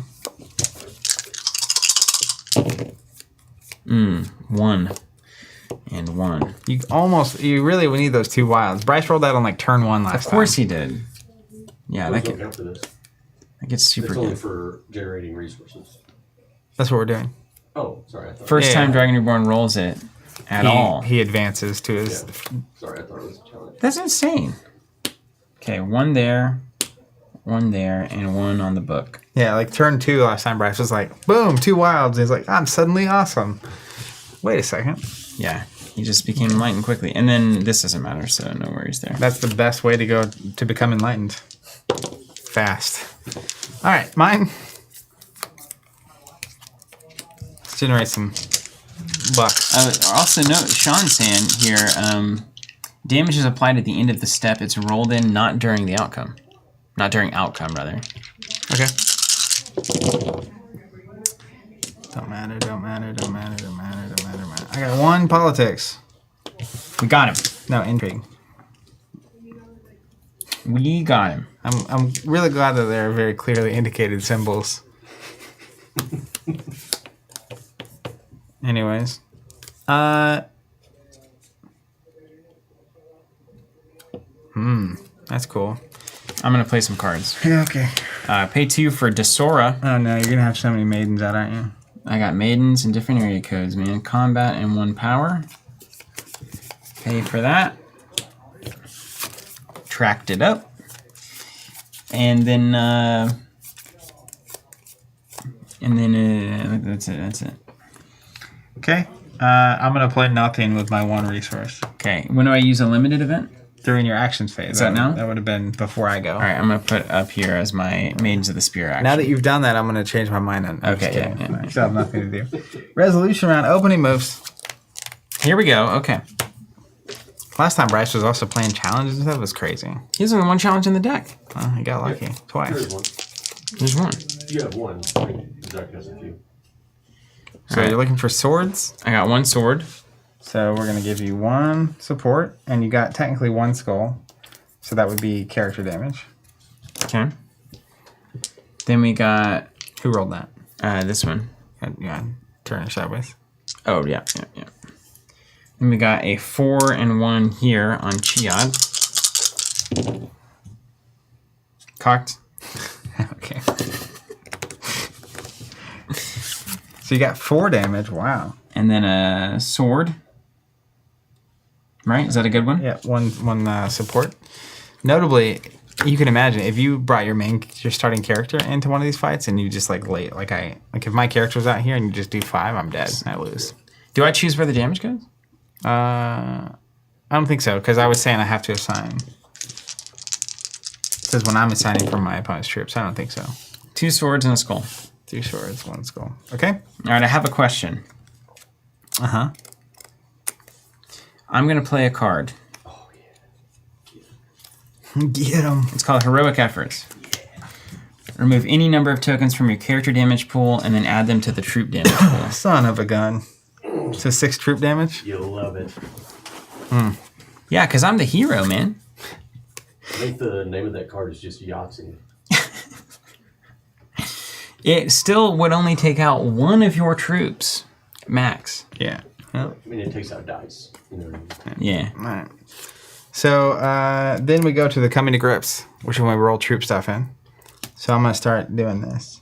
You just got bamboozled, by the way. Can you just stop for a second and appreciate how good I am at this?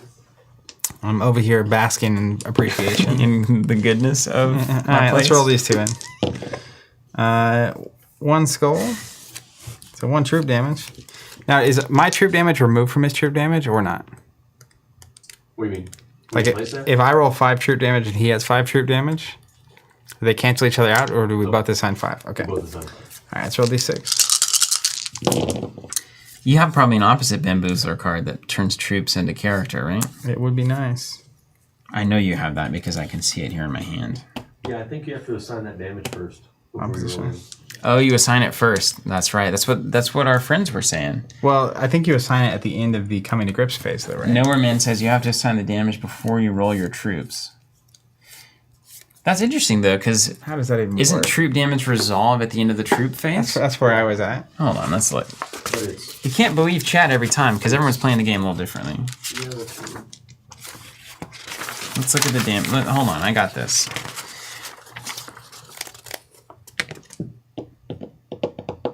The resolution round.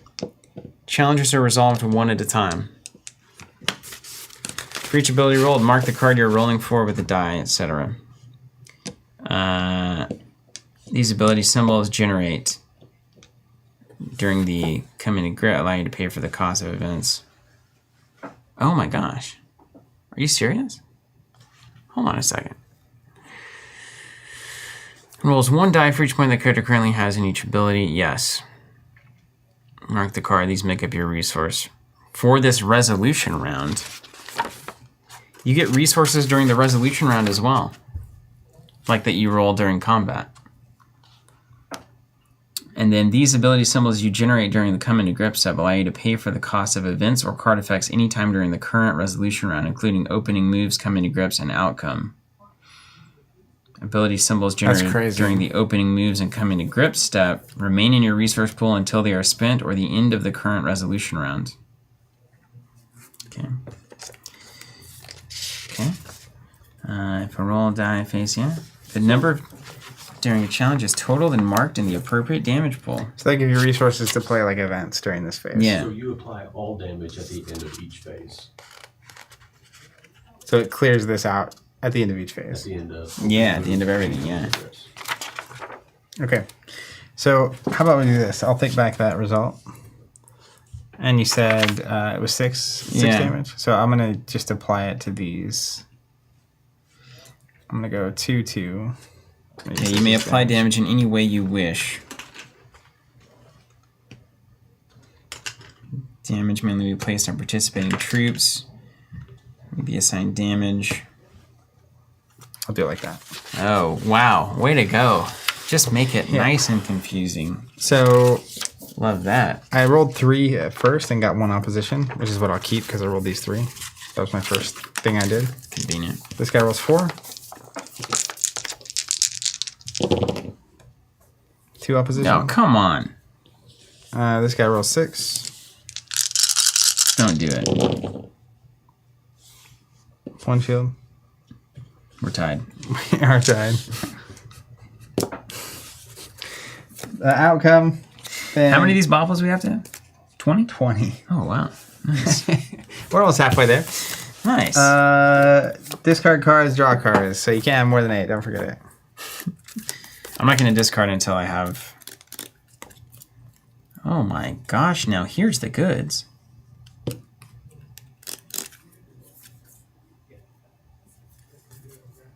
Oh my gosh. All of Fardari's troops gain multiple additional when they roll. Okay, check this out. These abilities, so during the rolling in phase for challenges, these ability symbols and any you generate during the coming to grip step allow you to pay for the cost of events or card effects anytime during the current resolution rounds, including the opening moves, coming to grips, and the outcome. Ability symbols generated during the opening moves, coming to grips steps of the resolution round remain in your resource pool until they are spent or into the current resolution round. Yeah, so basically opening moves happen. We're actually tracking the resources you're rolling. Yeah. And those can be spent, because characters roll in the first round, you can spend those resources the entire resolution step. That makes more sense of these expensive events. Then the troops roll in, and so on and so forth.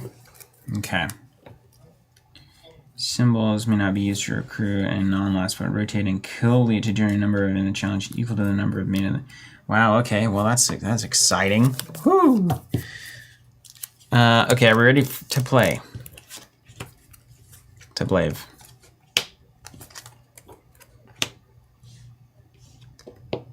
Where are we? Ready round. Everything's ready. Are you ready? Challenge round. Do we get to move our stuff? Determined elements, challenge round. So you declare challenges. I'm actually going to play one.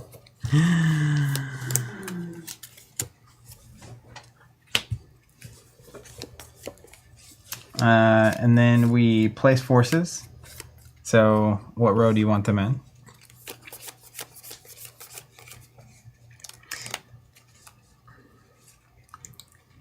Reinforcement means I should blue everything and then go where I want? Yep. Okay, so I'll just stay here and put them on the blues. Okay. I'm going to leave my guys in the row, and then we will determine participation. So now, because you're doing blue, it doesn't really matter. But, I get to watch and see. yeah. So I'm going to do this. What's up, Matafer? Waiting for some Transformers TCG on a throwback. Let's actually do this. That was like 2 years ago. Mm-hmm. I gotta start trying to make more money and play more things. It's pretty interesting, huh? That's one way to do it. Okay, generate resources. Over to you. All right, Rand, let's go. Looking for 2 wilds, 2 wilds. Here we go, here we go. Can I get a black die over there?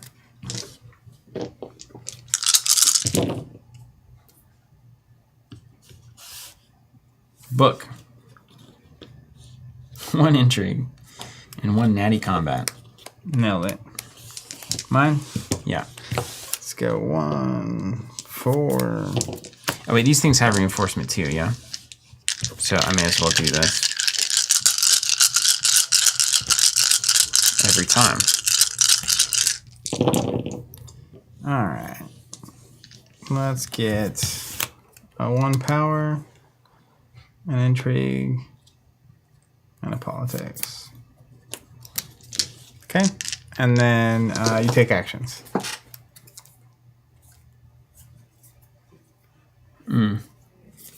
Play ol' Far Daris May with my combat.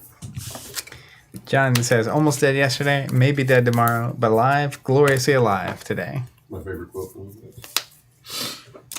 Okay, done. Did it. Played. Now, these guys are all on standing down? Well, yeah, because then they can go wherever they want, right? Yeah, so they should be revealed currently. Oh, That's, right. that's a known entity at this point. Right. Okay. And now they can do anything they want to do? As an action, you have to take them to a challenge phase. Like to a space. Let's go. Let's have my characters rock your characters. Or your troop. And I'm like, yeah, let's go. Okay. Or I can fall back with this? I don't know. You can't fall back. So reinforce is just you can go from here to a specific place. Okay, go for it.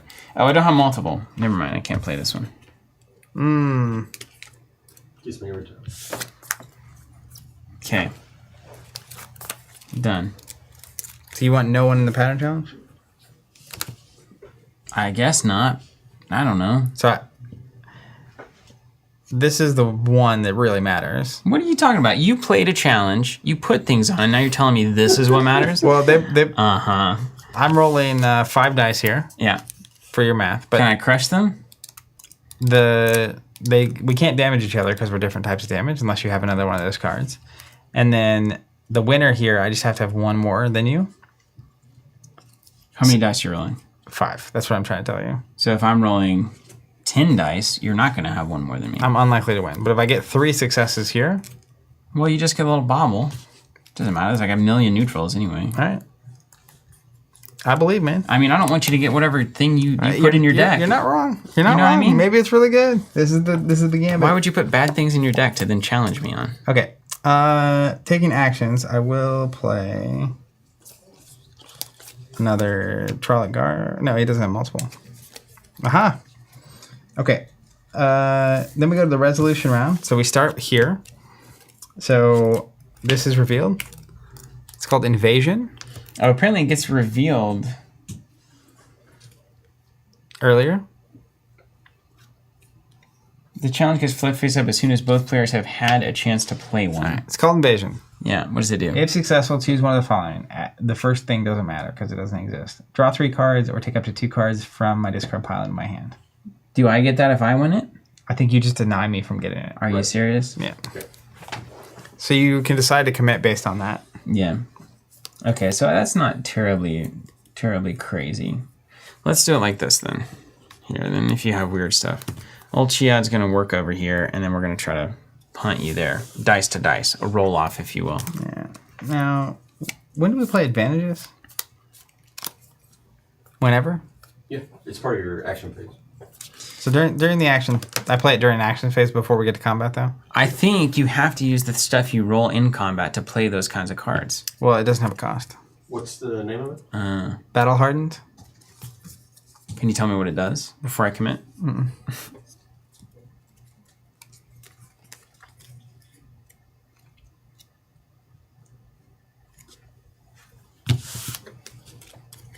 I need more money. You're about to get some. How? Not to play troops, but to play events and stuff. Oh, no, I need it for troops. We can carry on. So, resolution, starting here. Yeah, dice off. Opening moves. So you roll your characters. I have 3 and 3. That makes 6.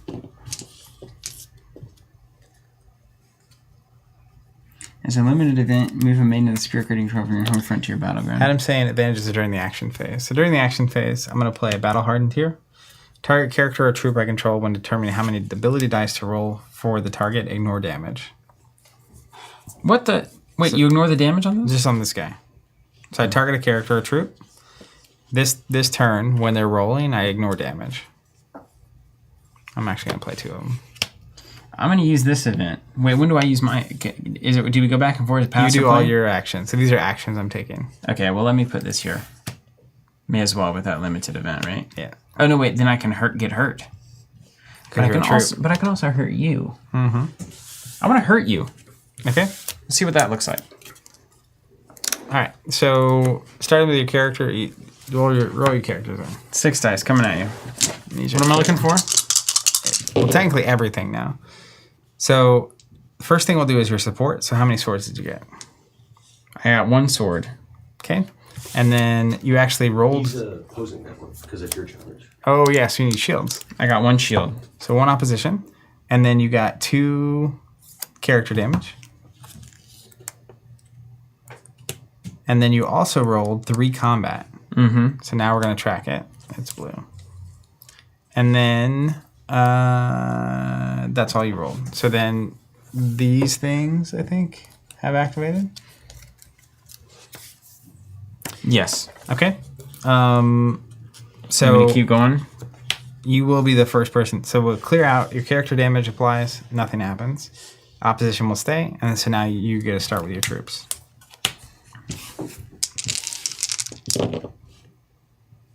So you're looking for opposition. How many shields did you get? None. You got 1 damage though. So you will get 1 troop damage here. And you got 2 combat. So now you have 5 combat total. I have an event. Okay. Can I play it now or when? You can play it now. But when should I play it? I don't know what it does. Blood Tide. Cost me 2 horsies.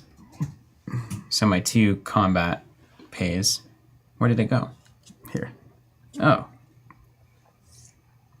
No, you're at 5, so you go down. Oh to yeah, I 3. just don't have anything else to play. Target a challenge. Each horse I roll while participating is converted into a skull. Wait, when do I do that? You probably should have done that before you rolled, but it's fine. So you do that. You have the resources from those guys. How can I do this if I don't have the money to do it before I roll in a challenge? So you roll character by character.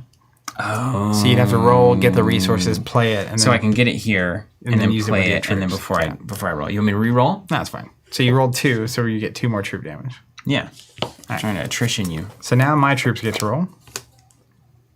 Let's start with. You've only got 5 dice coming at me. I'm sure it's fine. I'm going to play an event. Target a card-based challenge. This. Only 1 terrain card may be target each challenge. When rolling their dice while participating in this challenge, all monsters roll an additional combat die. So he's rolling 4, but he gets +1 because. You just ignore your damage, basically. Yeah. So we'll roll. And I'm looking for support. So I rolled 2 support. I rolled 2 combat. I rolled 2 troop damage.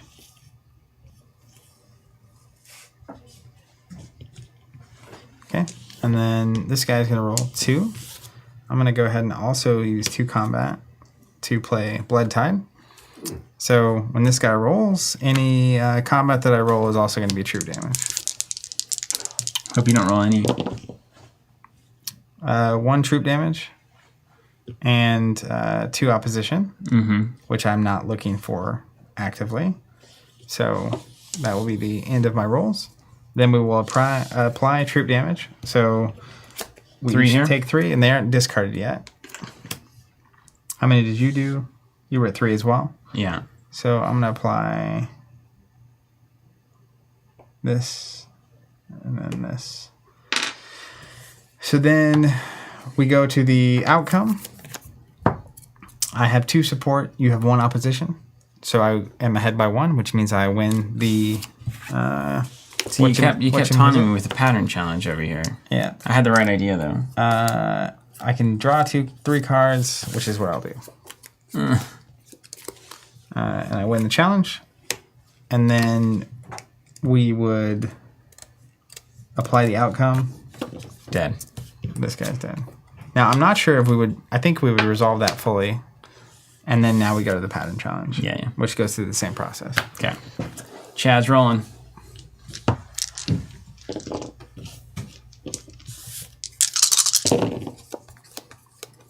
What do I need? You're looking for swords? Oh, come on. I got 4 shields. How many swords? 1 sword and 1 horse. All right. Well, And 1 chalice, no less. And do your resources reset for every challenge? I think so. I would assume so. So, Yeah, I okay. think so. Okay. I have no characters, so no damage to apply, etc. Then we will go my troops. He's rolling. They ignore damage, so I'm rolling 3 and 3. Let's go 6 blacks. Now swords don't matter for me, but I did roll 4 opposition. It's pretty good. And I rolled 2 troop damage technically. Why is the grid all offset? What do you mean?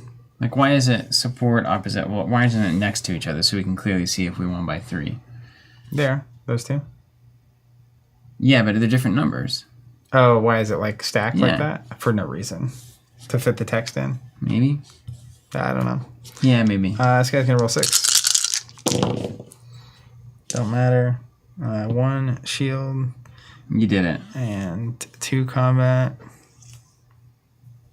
and 1 troop damage. Technically, it doesn't matter currently. Wink, wink, nudge, nudge. Let's see.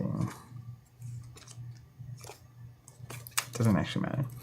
So Get your bobble. outcomes. Yeah, let's get another red token. The wheel turns. These go away. End of the round. Discard dead. They're gone. Technically, that's when the dead would go. Discard any cards you don't want. Draw 2.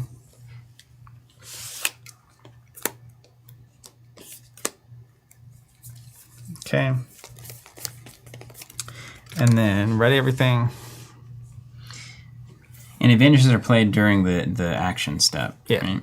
Okay. Yeah. And then events are played during the combat. Yeah. Got it. Events are crazy. Okay. Okay. And then this doesn't really exist as a. Well, I guess they just sit there. Yeah. Ready. They all come back to the thing, and then they That's can. Okay. Determine dominance means you're still subordinate. Declare challenges. Do you have any challenges you want to play from your hand? No, I do not. Okay. Nor do I. Place forces. I'm actually going to send this guy home to recover. I get it. Now we're pod racing.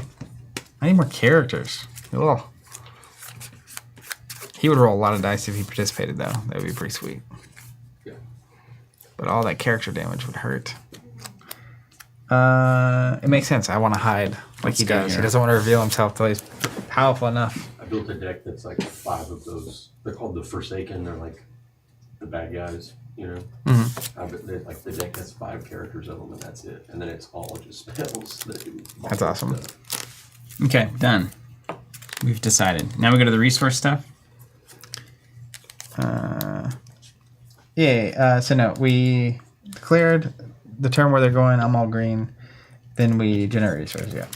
All right, let's go, Rand. Power up. Here comes that double wild. Not even close. A book.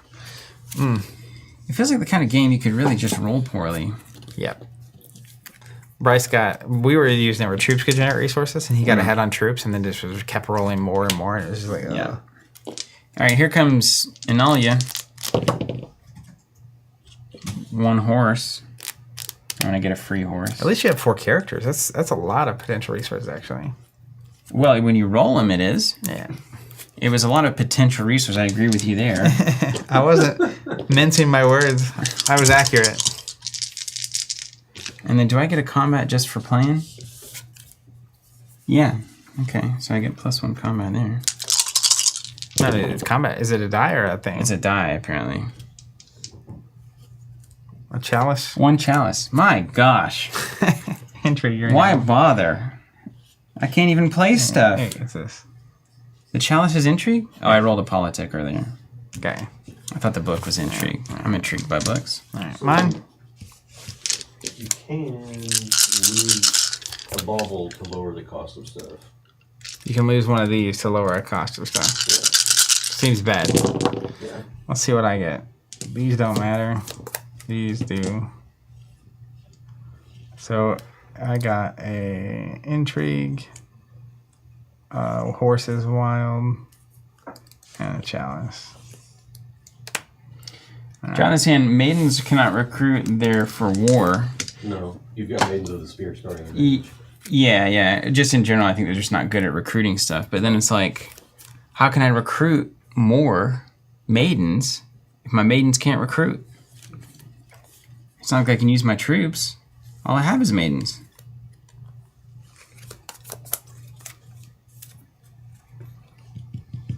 Okay, play stuff. The play stuff phase.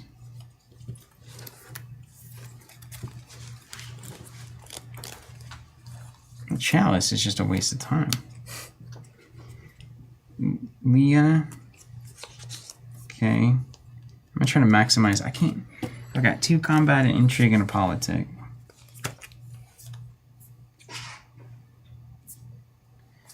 You know, do you maximize your... All right, let's play Nandera. It's 2 horses and a book. Okay. I have done it. And then is this when I push the thing up? Using my Maidens of the Spear ability. Yeah. All right, mine. Yeah. Charlotte Guard. Use my 1 power. All right, resolutions round. This guy's gonna be here. Actually, another action I'll use to heal here 1 point. Opening moves. Over to you. Yeah, fight here. Mm-hmm.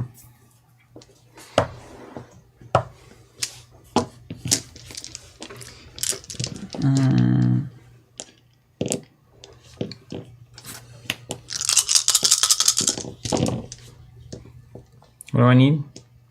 Shields? The pattern, you're always looking for swords. Oh, so a roll of 4 shields and no swords is a poor roll. Yeah, but you do get resources, but they matter to you. I don't have anything. Yeah. Why is that? You always know your opponent's like, oh, I'm going to track it this turn just because. It's not no particular reason. Here comes Desora. One sword, man. All right, see if you can stop me from getting another token. 6. These guys are both damaged, so I only get to roll 1 for each of them. So we'll go 6 here. Looking for shields. Got 2. And then damage doesn't matter. Won't even pretend like it does. I do combat though, and you never know on that one. Then I'm going to roll 2 dice here. 2 damage. Doesn't really matter. Is that it? Did you lose? You didn't do it. You didn't bobble me. No, I didn't. So the pattern continues. Look who's back. Back again. I'm going to keep recruiting, man. I got to discard some stuff.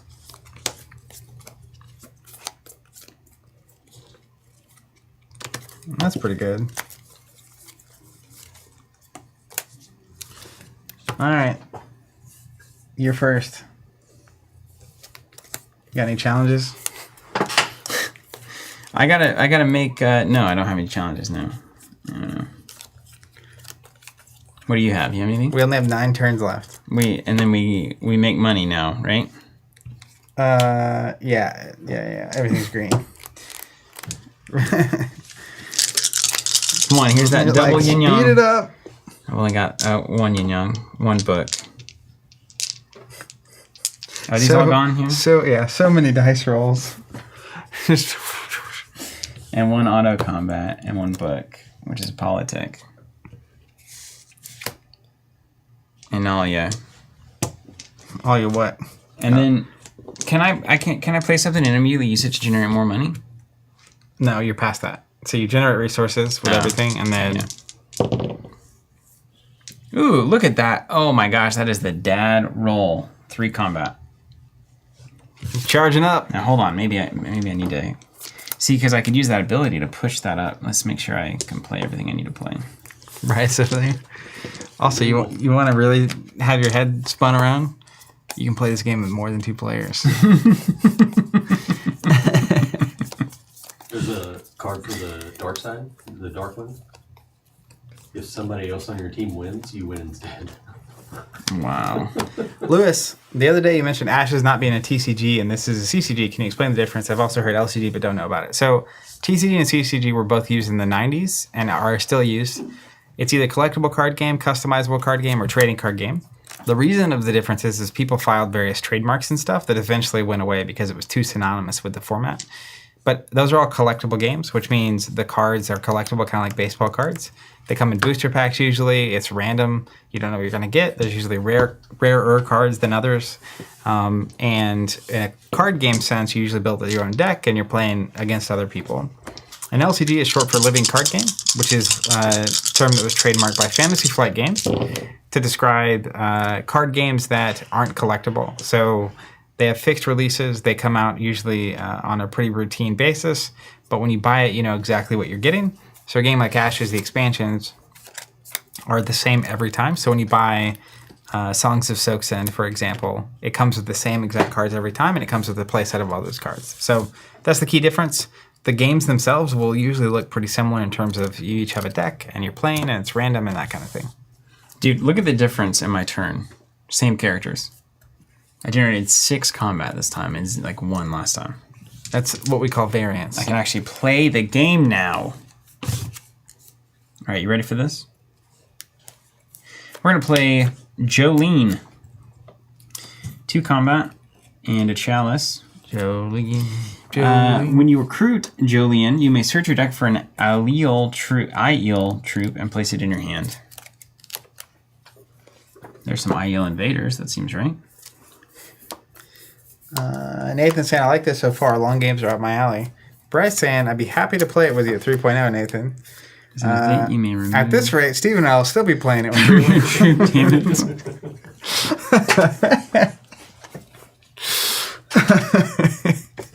And some say they're still playing. All right, so that's a 2 for 4. It's actually not that bad. No, it's great. It's going to be 1 as in. My head hurts way less than on some of the throwbacks we've done. Well, it's hard to beat moisture farming. Yeah, right? Once you've moisture farmed, how can you go back? No cost. Spanner saying this game has mechanics which were a cross between Babylon 5 and Game of Thrones, but I really hated how resources were randomly generated, or not, if you rolled poorly. Yeah, that resource curve is interesting. Oh, yeah. Let's go. All right, we're grabbing the Fardaris May from my deck, courtesy of Jolien.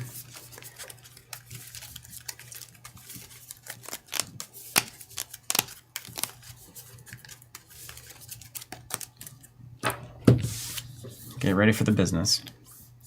We're going to play a Fardaris May. Now, keep in mind, Nandera says all Fardaris May troops permanently gain multiple, and they can roll an additional combat die when they're in the same challenge. So I'm going to play another one using my multiple. And then I'm going to pay 2. No. I'm going to put a bodyguards on Nandera, because she's now become very important. And that soaks 2 damage. And that... Wait, I have a wild too? Hold on a second. That changes the game. Let's play Leah. Oh my goodness, what Wild is happening in a here? combat. How is this even fair? And then play Nandera Bodyguards, the combat and an intrigue. Wow. I'll tell you what happened, Zach. I rolled all the good dice. Can you spell Leah? Liah. Now, here's something you need to know before you get wrecked. I currently control 6 Maiden of the Spear. Analia says, if you control 6 or more Maiden of the Spear characters, all of them roll an additional combat die when they roll in a challenge with her. So you need to get her to battle. So she's going to the green zone, and this thing is popping. Well, I better build advantage while I can, eh? That's right. Let's roll my resources. Wait, let me use the limited event to send this thing here. My Maidens of the Spear event. They come right into the party. All right, 2 intrigue, 1 wild. Cool. Jason says it's an IO clown car. That's right. That thing was popping. What'd you get? Nothing.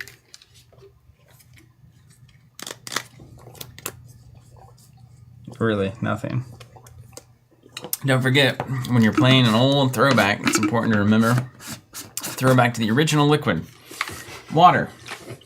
H2O. I like it in 48 ounces. Our friends at Nalgene, big fans of the game. Wheel of Time fans over there at nalgene.com. I'm going to put some superior weaponry on my Trollic Fist. If they Plus roll a 1. skull, they get an extra skull. Yeah.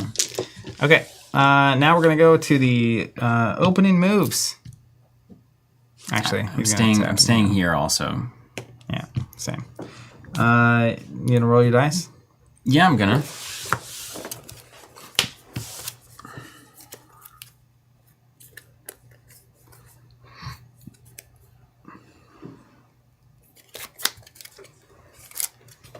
You're dang right I'm gonna. Blue and black. Wait, don't I have something that gives everybody... Okay, check this out. Find it somewhere. It's on here somewhere, man. I read it one time. I remember I was playing against Matt Ziga, Star Wars CCG in the store right before the pandemic, We had streamed it recently, and I was playing, and we had all the stuff out. And then there was a moment where I was like doing this, like looking through, like digging through my cards. It always sticks with me when I'm trying to look for an ability like that. So check this out. This is important. Leah on a non-last challenge, last battle. You can kill. You can rotate and kill her, so she can't have it also rolled in. To generate the symbol you need, the sword or the shield or equal to the number of maiden of the spears in the challenge. So like I could kill her and immediately generate 3. Wow. Or if all of them are in, I could kill her and immediately generate 6 or 5, I suppose, at that point. But instead, we're just going to roll the old-fashioned way. Here comes Leah. We didn't add one of these last round. Combat, skull, shield. Okay, hold on. How many swords? 1 sword. How much damage? 1 damage. I don't think it's going to matter. Okay. I will need the combat symbols, though, because I'm going to play something and bamboozle you. All right. Oh, no, wait, that won't matter either. That won't also matter. So we don't have to track anything except the goods. Good to know. Yeah. Unless you do. I mean, I don't know what you're up to. Well, when we get to mine, I'll be sure to track it. 1 green 3. Okay, isn't something giving everything +1 or something? I think it's only in the same battle. Gotta dig in the pile. Okay. Oops. Come on, shields. 2 shields. You're looking for swords. 2 swords. All right, and then damage doesn't matter. Okay. Here comes 3. There's a sword. Solid. All right. Over to me. Can't hate that. Yeah. All right, I'm gonna play a heavy fighting. I gotta run to the little boys' room here. Oh. Hey, wait. Do I need to do that in response to that? No, target a challenge. All troops participating in the challenge get +1 combat until it is resolved. You have a lot of that stuff. I got troops, man. I got troops, man. I would roll while he was gone, but I don't want to miss the excitement. You don't want to roll good. Yeah, he's like, of course you rolled hot. Someone's saying, who's Leah?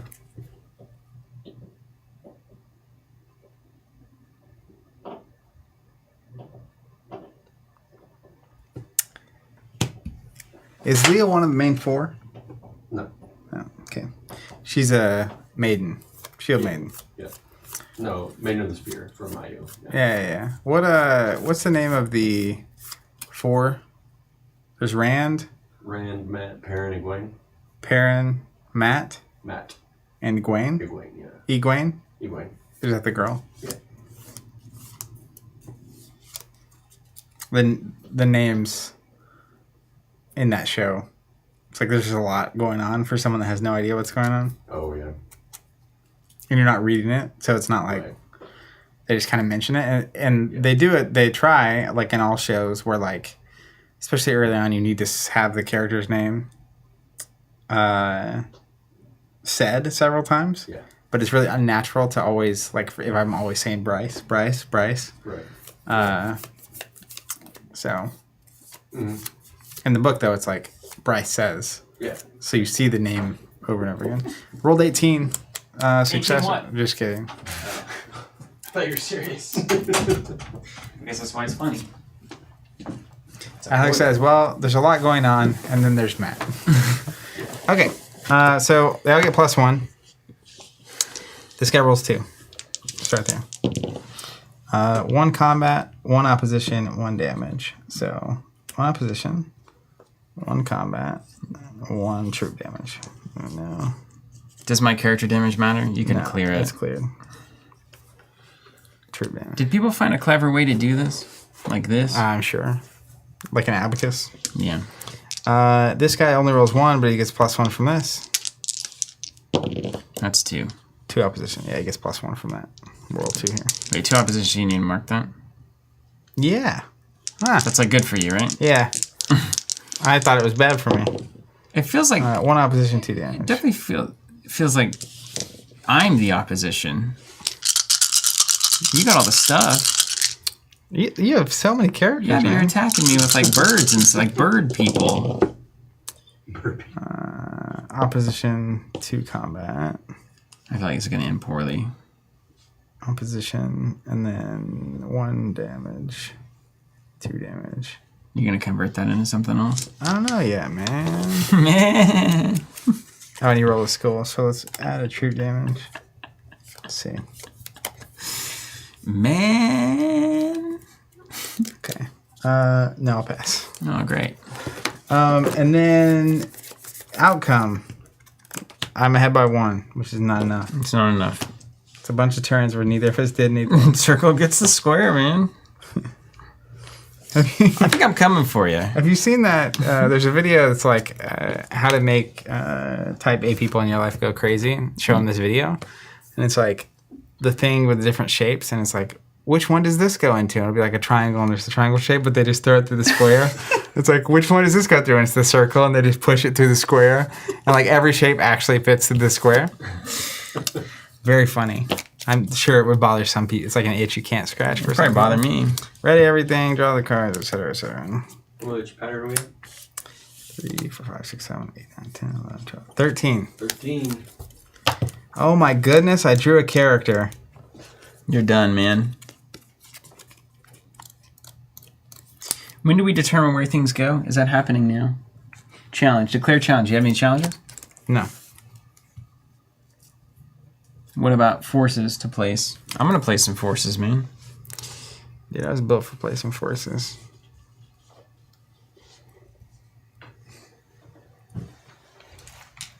I'm just telling you where I'm going.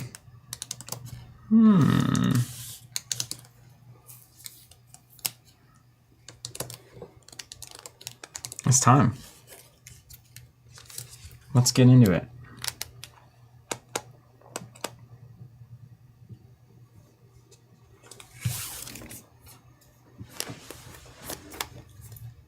It's like I want to keep building. I mean, in the end, you'll want a bunch of stuff out for the old final battle.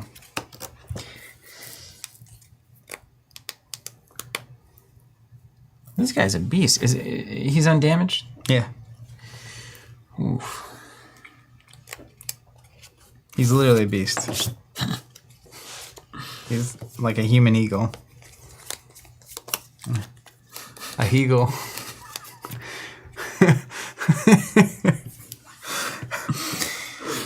Or a hume eagle. Now, if I go up here, if I put a blue on them, they can or cannot come home. Oh.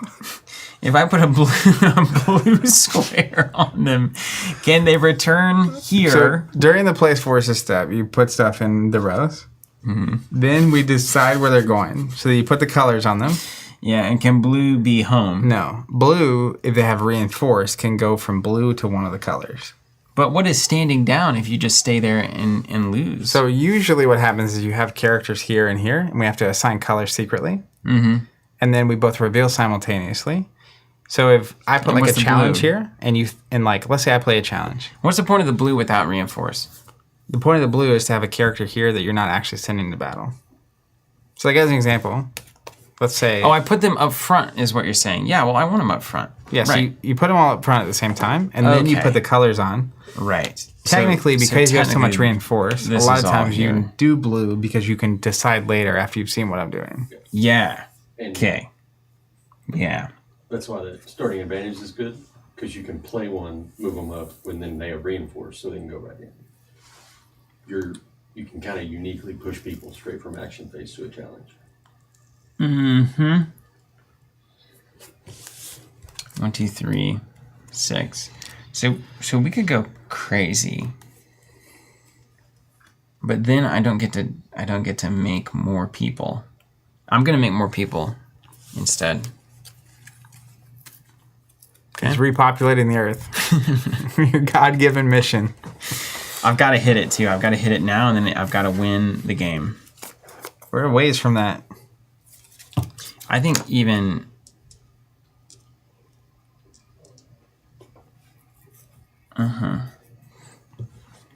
Okay, and then so I can yeah, because I can like mess with your head, you know.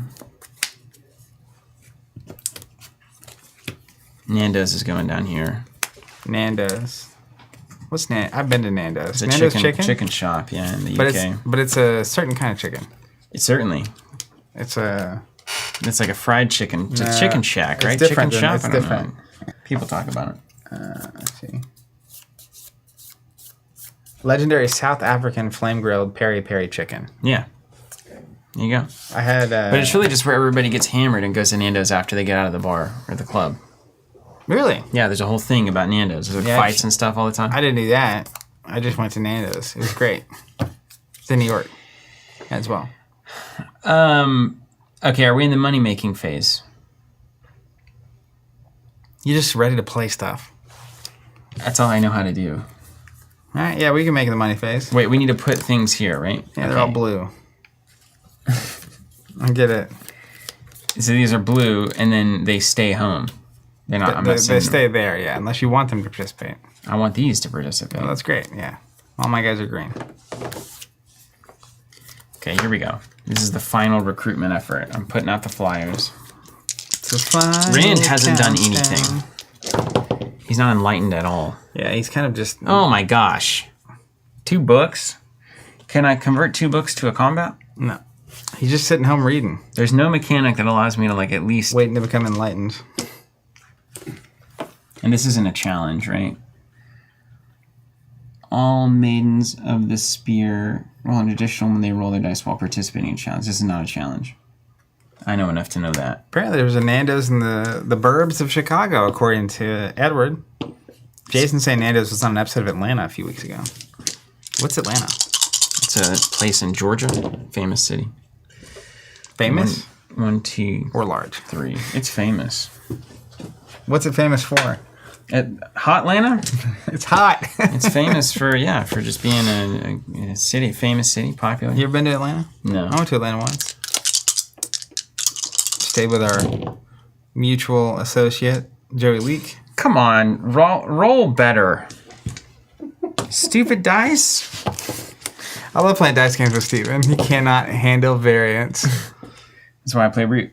Yep. I want to get 1 free from my guy. I've got all I need. How do you do this every time when you're frustrated at your roll? Well, I mean, I'm rolling a lot of dice, but my frustration is eternal. It has nothing to do with outcomes. Okay, and then we've made the money. My turn to make made. money. Moneymaker Mike. Do I use my events now that would move things around this thing? Events can be played. As a limited event? Yes. Yes, you do that now. How do you know I do it now? You have to do it during actions phase. Limited events are basically actions. But we're not in the actions phase. We're in the rolling Yeah, I dice do phase. resources. Then you'll do Okay, that. yeah. All right, we got... Oh, look, you could have enlightened Rand 20 times over by now. Yeah, I roll those all the time. He needs what I've got. Skills. Rand needs what I've got. Yeah. I'm about to wreck That's true, you, though. That's the story. I'm really about to just destroy you. You have no idea what you're talking about. You ready? Sure. Pay 2 for a scouting party. Pay 2 for a scouting party. Pay 2 for a scouting party. Over to you. They don't have multiple. They do. Limited event. Jolene's going up top. Jolene. All right, mine. I'm going to play a half man. Oh, no. Oh. Watch out for his brother, Whole Man. Nah. That's pretty good. He's a half man, you see? I guess his brother would be the other half man. Together they make one whole man. Here comes the half man. Half man the first and half man the second. yeah. They create one man. All right, let's Get go. on each other's shoulders. Resolution. Opening moves. Are they participating? No, they're in the back. They're in the middle back. You have so many things. I need a Valor Morgulus. Here, we'll make it all nice and tidy. Okay. What happens now? We're resolving the pattern challenge. So I roll them, right? Yeah, we're back to the rolling phase. Roll them up. Let me make sure there's no tax because that might actually be relevant. No. Okay. And I need swords. Right. How many swords? 1. Did you get anything else worth tracking? Right. Are you gonna need to take character damage? No. Okay. Here's this. Come on, swords. Come on. You got a bobble this time. 1 sword. 2. You're bobbling, dude. I've never been more sure of anything. He's certain of the bobble. Bobble, baby. All right. This guy's going to roll 4. What do I need to get get above you? 2, I need 5? All right, we'll start here. No 0. shields. But That's right. look at that. I rolled 3 swords. That's awesome. 2 combat, just in case. Would have been cool for me. Roll 1 here and 1 here. So let's roll 2. You don't have to turn them if you don't want to. That's kind of fun. So 4 total. 1. Dude, I'm about to bobble you. Oh, okay. Can't. You're not going to bobble, though. Can't bobble a bobbler. So the Trolloc fist, it's all up 6. to the fist here. We need... It's got to roll 4? Not good. 1. That would have been a devastating combat, though. You're rolling skulls in different area codes on that roll. Well, that's another one for the back. Mark 1 for the wheel. But I'm telling you, here I get. Look at this. I get 2 more dice now. Watch yourself. I got a full hand. That is one of the nice things when you aren't rolling where you can play cards. Your cards just start stacking up, and then eventually you do this. Gross. All right, draw 2. Ah. All these characters suddenly in my hand. That's right. Ooh. Another Maiden of the Spear. Awesome. Ooh, I need more pattern. That's what during you to declare. You may only interest me in the challenge with Maiden. All right, positioning. I'm going all green. Depends on that challenge. Hold on a second. I've got a thing here. Hold on a second.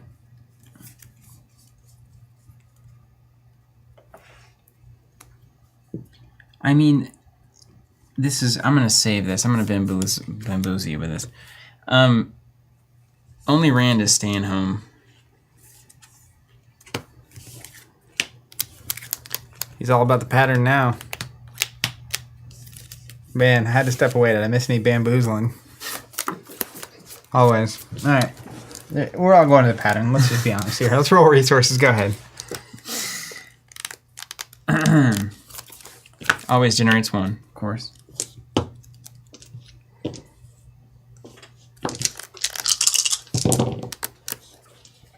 Two books, a yin yang, and a combat. Is this how the books feel? Pretty much. Slow build till the inevitable end. And these resources go away. I'm gonna use Avinda, What? Maiden of the Spear. Can I see that? Tantalizing art as well. Kind of PG-13. It's like that old Marvel card. Probably many of them. She's great though. So, am I taking actions currently? No, Yes. you're just generating resources. Why are you playing her? Oh, I don't know. I just made some money. It's fine. Let's roll these dice. Green. 3 blacks this time. Apparently, it's like 2,000 named characters in the books, which is not surprising for the style of books that as far as I can tell. Man, you're rolling a lot of dice, man. They don't matter though. Okay, they do matter a little. You once again enlightened Rand. I have not been able to do that. Because I'm enlightened already and you're seeking it. Yeah. But I've got it in I hand. stopped seeking it and I found it. That's how you get there. Alright, now you can play stuff. I'm going to play Avinda, and then I'm going to use the Maiden ability. Wait, when did we declare challenges? That's way earlier.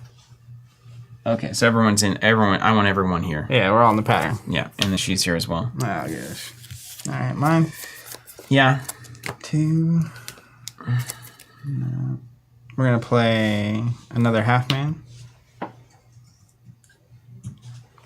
got 2 1 powers.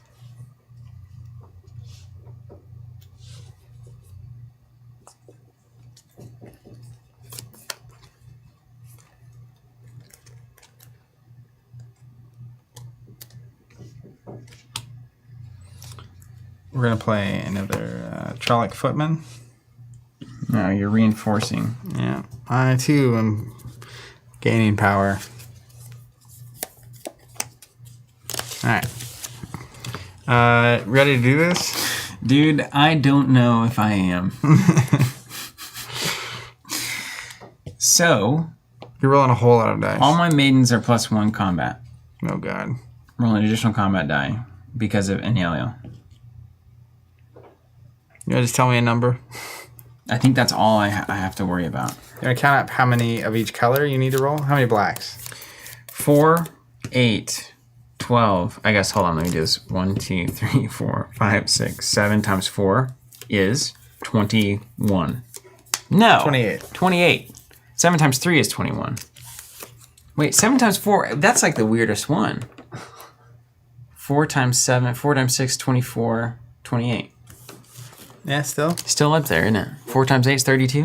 We can go get the whiteboard. 4 if times we 9 need is it. 36. You were upside down the 9. 28 dice. 28 dice here. Start rolling 6 at a time. Avienda gets +1 on her own, right? So she's Oh. at 5. Yeah, she's actually at 5. Yeah, so 29 dice. And then 30 dice because of Shufa on Chad. 30 dice. I'm going to roll them in groups of 5. Get ready on the abacus. 6 of these coming. How many swords? 1 sword, 1 horse. Got it. All right, that is number first roll. Second roll. Actually, let's count it down. What do you think? Swords. 2 swords, 3 horses. Okay. Swords. 1 horse. Swords. 1 sword, 1 horse. Why are we counting horses here? 2 horses, 1 sword. Can you go past 10? You can just roll me right off the map. One sword. Okay, and then we have blue dice. 3 blue dice. They're not very intriguing. 1 sword. And then we have 1 green dice. 1 sword. Done. With characters. Are you not entertained? Okay.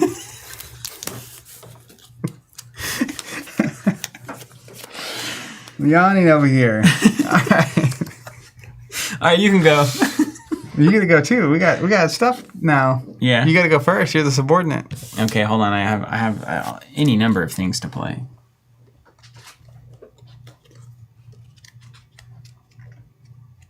Okay. What's the coming to grip step? Is that now? What's the coming to grip That's step? the troop phase. And it can be at any point in that phase or after they roll the dice, maybe? What's it say? It says during the coming to grip step in No. which this troop is participating. Is that current? Yep. Before they roll? What's it say? It says a scouting party may pay 1 horse as an event to add a token to your troop damage pool or remove your opponent's troop damage. You can do that. Anytime you want. Afterwards, right? At the end. Yeah, sure. So we have these maidens are +1 from this one, and then +1 for giving Fardaris May +1s. So they're at 5 each. So 10, 13, 16, 19 combat dice coming at you. My goodness. 19 combat dice. And then I'm going to play a Blood Tide to start off here. All horses are skulls. Okay. He's gonna wipe me out. Roll poorly. I said 19. 10 plus 9 is 19. Yeah.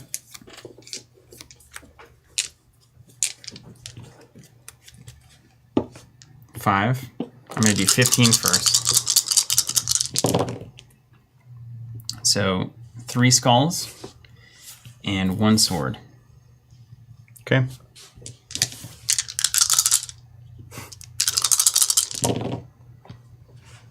Four skulls and 1 sword. Get a new token.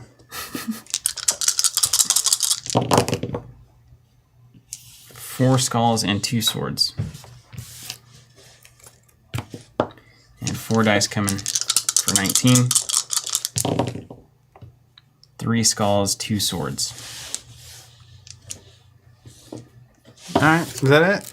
And then I will spend 3 from my scouting parties to add 3 damage, troop damage, just to get it on the table now. Because I'm not doing it the other way. I just want to murder. 5, 6, 7, 8. I'll do him last. So we roll 6. 1, 2, 3, 4, 5 opposition. Hey, we got ourselves a game here. 1, 2, 3, 4 skulls. Okay, and then How many dice are you rolling?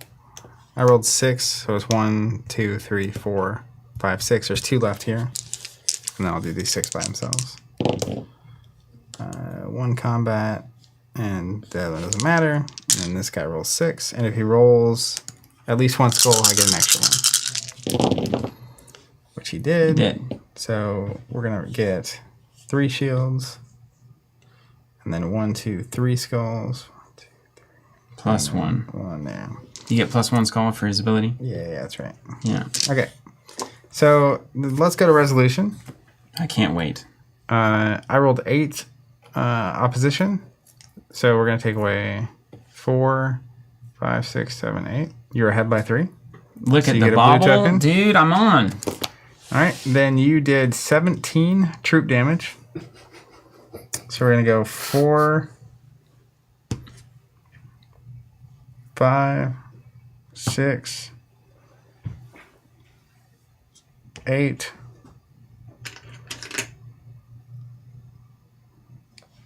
13.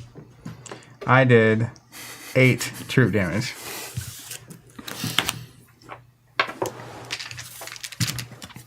Let's see here.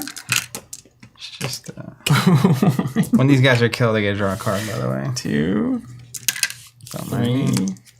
3, 4, 5, 6, 7, 8.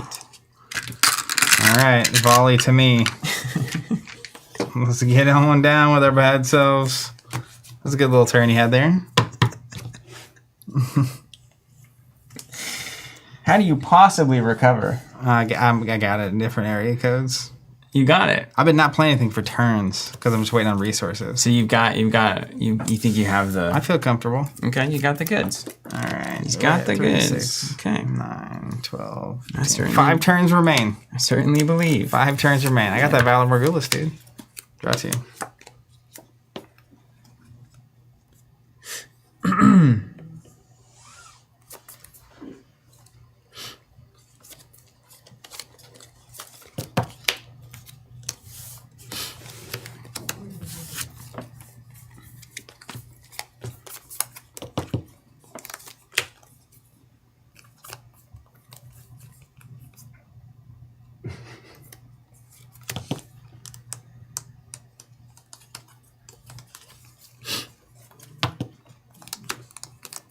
You have to discard an 8 or something? Yeah. So I'm getting down to. Okay. Ready cards determine dominance. I'm still dominant somehow. Declare challenges.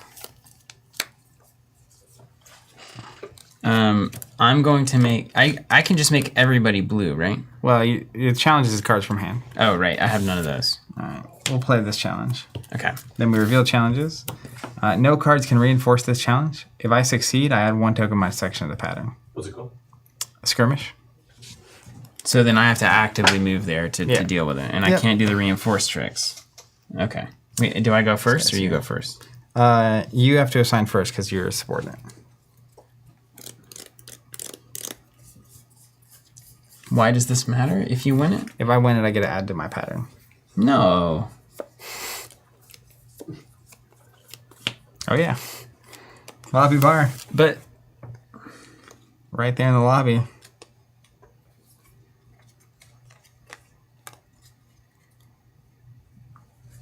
But that's the only guy I have, though. the only troop you have, right? Yeah.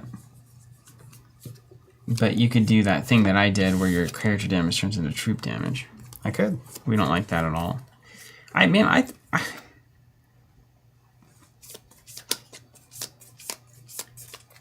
But will you?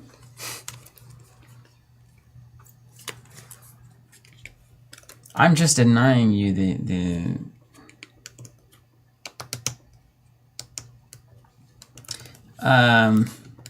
I just feel like I should constantly dogpile green until I win. I think splitting up here is going to inevitably lead me down the wrong path. Can these people, when can they heal? You can, if during the place forces step, which is right now, you can take them home. They can tap to heal one. During the actions phase.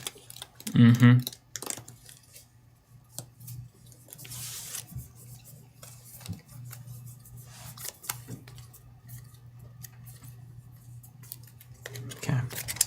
How bad are your characters are weenies? What do they say over there? What's the half man say? You've got a whole man now. All Trollic troops I control participate in the same challenge as a half man, gain +1 combat. Okay, that's not a big deal there.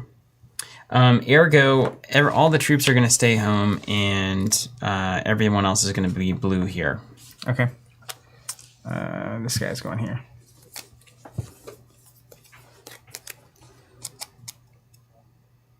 Right. Can't reinforce there. Okay, and then these things are going here. Yep. So then we go to opening. We go here. Opening moves. I can heal now. Oh, during the act. I skipped a step. So generate resources first. Okay. Is it going to matter? Can I just heal Yeah, them you now? can heal them all. Yeah. Okay. All right, Rand. Do your business. You know what you're doing. Stay back there and make money.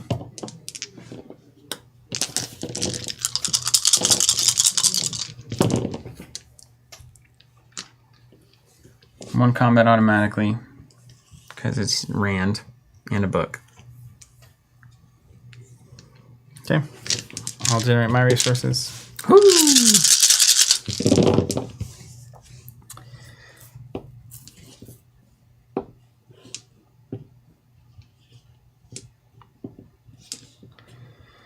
Money moves. 2 combat, 1 politics, 1 intrigue. Okay. Then we play stuff.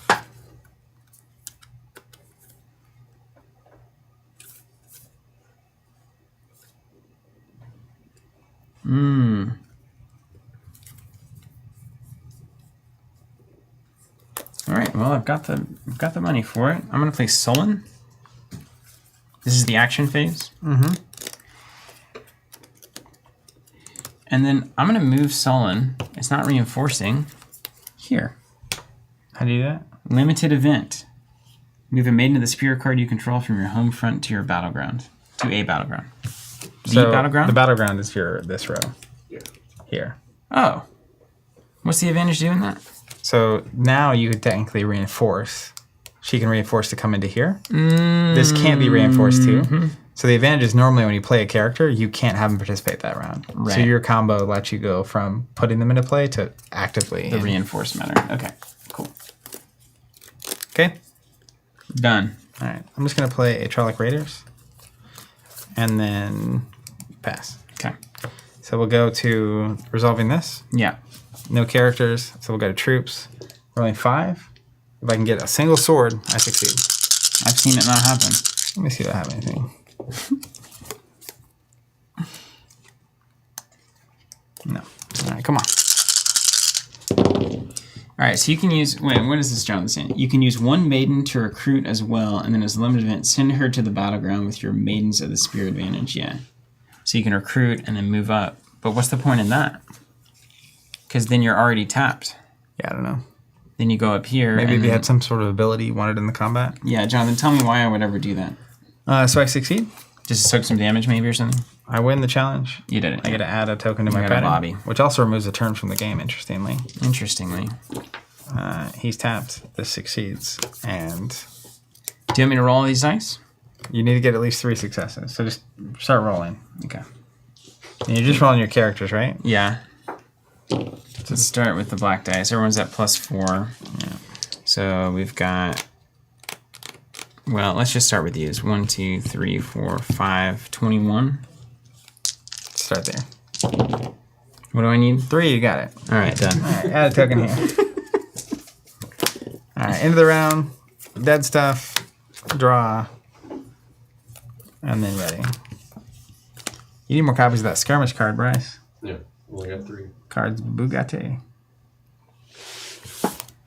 It's really good when if you win, you move 2 neutral tokens to your side. That's really But good. it doesn't actually like speed the game up any. Yeah, that's really good. Everything untaps? Yep. Challenge phase. You got any challenges to play? None. All right, place forces. I'll put him up here. And then determine participation. Everybody's going to be on blue there. I'm also on blue. All right, and then I'm going to reinforce them all. Determine participation. Then action round. Generate resources. Okay. Rand, come on now. Hit it. Hit it. Ooh, almost. Wild, double book, and a combat. Move mine off there. All right, I go to roll my resources. Wild. Doesn't matter. All right, 2 combat, intrigue, and that doesn't count for anything. And a wild. That's not a great roll. Nope. It's really bad, actually. You get to play stuff. All right, I'm going to pay the Siswayaman. If I have the Karakarn, they're free, but I don't. But it cost me 2. Done. Okay. I'm going to play a Trolloc Fist for 3, and then pass. Okay. So then we go to resolution. Yeah. As long as you roll 3, you get another token. You need me to do it? While we're here, Done. got it. Get yourself a token. You're almost dominant. Where are we? 5, 5, 10, 16, 18? Yep. And when does the last battle The trigger? round after there's 20 on the table. Okay. Draw 2 cards. We're going to have a weird last battle, aren't we? You're way ahead right now, so I need to roll some resources with my guys. That's right. Okay. Clear challenges. You got any challenges? No, I have no challenges. All right. Then place forces. Let's go move up here. Okay. I'm going to move some stuff back to Moneytown. Yeah. We gain the train. Champions of Solaris saying the last battle is coming. It is. We may just finish It's before coming 3.0. back. Julian. Let's go here. Let's try to get some money. Okay. And then everybody here is blue as usual. Or these guys, They can heal. they can heal. Right. Yeah. So we'll do that. Okay. And do they have to be the home front to heal? Yeah. Okay. And then they can actually go up to the battleground and do their thing. One of them can, at least. I don't want to get bamboozled, so give me a second here. So these guys will come up. Okay, I think that's right. Right? I've got to assign... I'm assigning him to green and everybody to green. Okay. I'm going to stay not involved. Okay. Money? Generate money. Yeah. Okay. Rand, coming in. 2, 2, 1. We've got 2 combat and a book because of my ability. So Yeah. 2 combat, 1 book. Let's roll my resources. Chat. Oh, you're I've got a continuing to bunch roll? coming. Okay. Yeah. Give me some black dice there. I need 4 of them. 4 and a blue. 2 horses. Switch that up. And then let's put Sullen, maybe a 3 and a 1.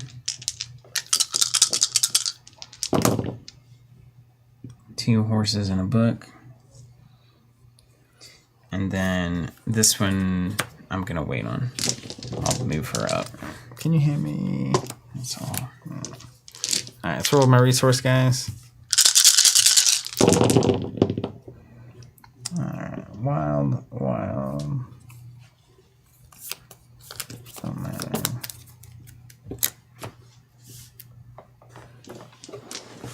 All right, 2 combat, 2 wild, and politics, 1 intrigue.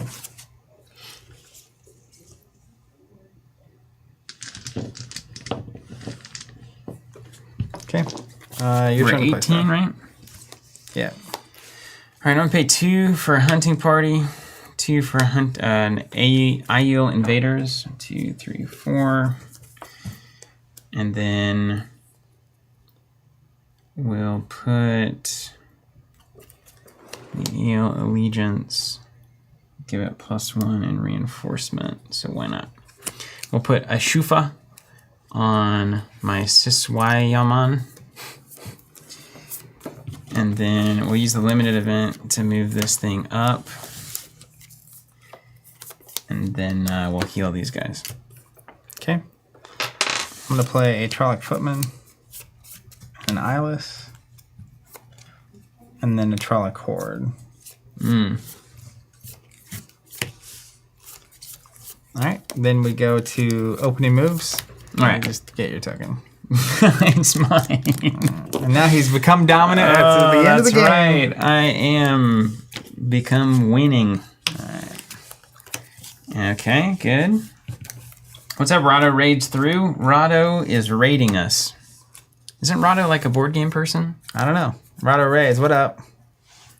Shallow says, Rado wants you to know he loves your Marvel Champions content. Oh, that's awesome. Well, thank you very much. This is Marvel Champions, though. This is an old 1999 Wheel of Time CCG. Fem says, with a message that he super appreciates your analysis and depth. What up, Fem? Well, thank you. We do care. Thank you so much. We're just 2.5 hours into the most complex card game sequencing and dice rolling we've ever done. Okay, so then everything comes back, and then we go... We're at 19, is that right? I can't... My cards are covering up my cards at this point. This is such a problem. There's nothing to do. I have so many things. Okay. You feel like you're getting wrecked? Oh, yeah. All right, draw 2 cards. All right. Now, to add to your pool, this has the... Okay. Now what happens? What are we at? Ready cards. Have you readied? Yeah. I'm dominant now, so you get to go first. Goblin says, Wheel of Time CCG, wow. I go first. Yeah, declare challenges. I have no challenges. I have an event.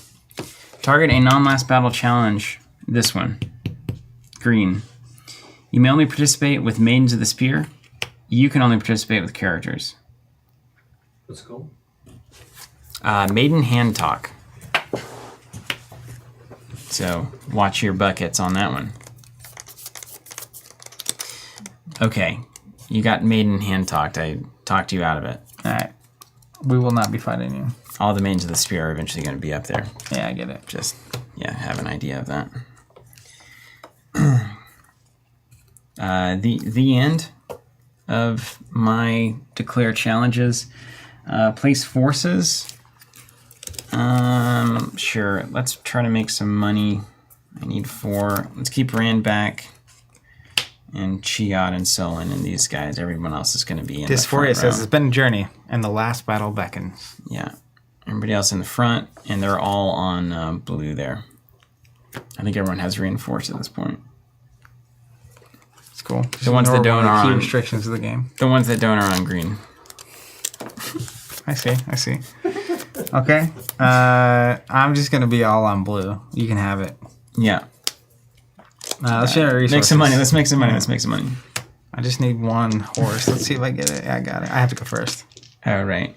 I'll start making money over here. I basically just need 1 horse, and I'm going to attach these superior weapons to something. There's 2 horses. And then 4 and 1. Necro, this is one. Asking if this is one long game or multiple shorter games like other throwbacks. This is one game. The wheel turns. Okay. And in the Wheel of Time, there aren't even separate games. I'll play a Sept Warrior. It's one. Ability symbols rolled by this character ignored, but I can tap it to add a horse. And then Aiel Invaders. Would it be funny if like the stream just cut off right now? Done. All right. And you win. You get the token. Put the token on. I'm not even going to make you roll. The last battle beckons. All right. The last battle beckons. Let me refresh your memory. Welcome, Rado. Here comes the last battle. This is when the whole thing... We've been building up to this moment, right? This is it. I hope it doesn't disappoint.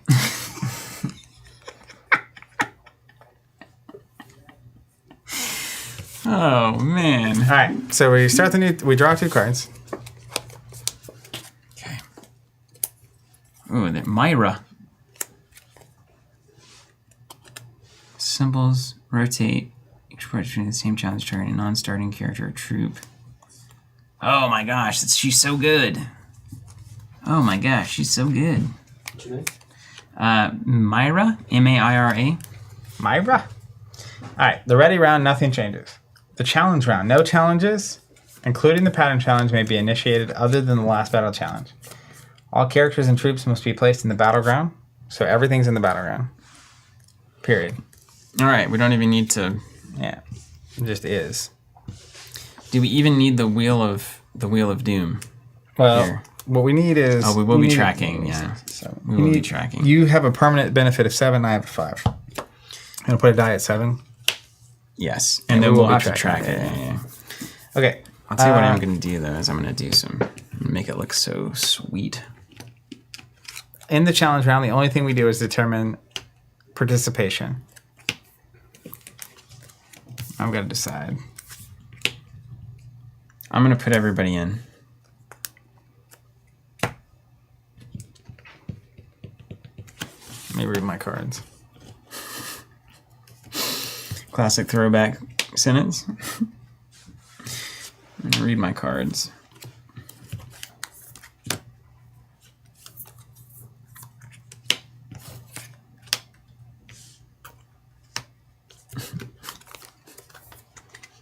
I don't hate it, but it's a lot of stuff. Is this what the books did? Yeah, it's a big old battle at the end. And You're not quite sure who's on what side or like...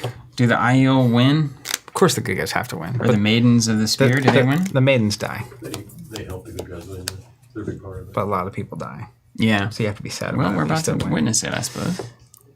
It's all about the sacrifices we made along the way. Something like that. Okay. I'm going to have everyone participate. Let's just go. Yeah, why wouldn't you? Then the action round does not occur. Therefore, characters, troops, and advantages cannot be played for the rest of the game. Okay. Resolution round, no changes, draw, no change. Okay, all right. So we're going straight to opening moves. And I am the subordinate player, so I have to do it first.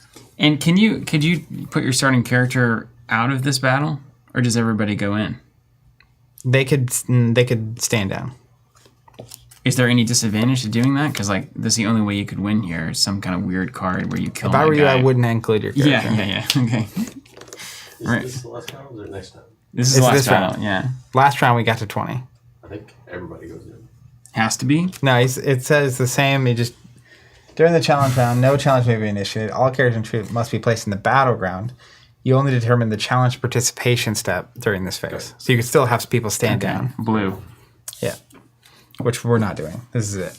Rand is just a warlord. He's just been mastering maidens this whole time. Before I get to actually doing stuff in my opening moves, I'm going to play heavy fighting. Target challenge. All troops participating in that challenge gain +1 combat ability until this challenge is resolved. So Is they all that get true for +1. me too? No. It says all troops. Can't be true. But I have troops. All troops participating in this challenge. Yeah. I'm not playing it. That's lame. Who put that in here? I'm going to play Blood Tide. Can't play it. I don't have the resource yet. All right, here we go. Let's go here. Oh yeah. I just realized I was ignoring my ability this whole time. What does it say? I roll an extra intrigue die as long as someone has 4 here. Oh, well, that seems good. Could have get you some more Who stuff. needs that? All right, rolling him. And you are the initiating player first, so I'm looking for opposition, which I rolled in Which is spades. shields. 2, 3, 4, 5 opposition. Oh, this is gonna get nasty. We're gonna need And like one a. wild. Do you want me to just track it on paper? It's okay. I don't have that much though. You do though. Well, I'm talking mainly about me. Let's roll these guys in. We got 3 combat and 1 opposition. Let me see something really quick. Don't worry, this bag of D20s will solve the problem. I'm gonna spend 2 combat to play Blood type. For the rest of the turn, anytime I roll a combat resource, it's actually going to be converted into a damage. Okay.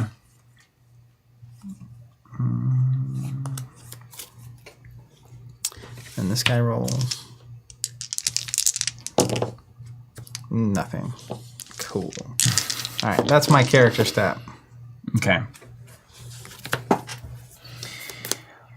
All maidens are +1. They're all maidens. Well, this one isn't. Yeah, your simple warriors and AO invaders won't do it. Okay. And then Chiad's +1. And then Avinda's +1. So it's going to be 5, 5. So it's going to be 10. Hold on, my army's too big. 10, 3, 4, 5, 6. 10 plus 24 is 34. 37 black dice All right, I'll be right back. is where we'll start. I'm gonna take that. 37. Okay, You so have to win the last battle by 5. I'll start at 6 times 5 is 30. Do I need the swords? You need the swords. Okay, 4 swords. I'm gonna count that with this big thing. Okay. Spin down. And then we got 1 combat and 1 damage. Okay. Wait, you're blue. Okay. So that's going to be that 5. Then we'll do this 5 plus a blue. So many dice. Are you having fun yet? 2, 3. 7 dice. 3 damage. 2 damage and a horse. And are we going to resolve this battle before we move to troops? We'll resolve the damage, yeah. Okay. I'm going to play Blood Tide, like you did. Mm-hmm. My horsies are now damages. We can get right out of dodge on this one. Okay. Nindera. 4. 1. 1. Damage. Damage. 1. Analia. 4 blue dice. Blue or black? Black dice. 1 damage, 2 swords. The Sora, 4 dice. 3 damage, 1 sword. Jillian, 4 damage.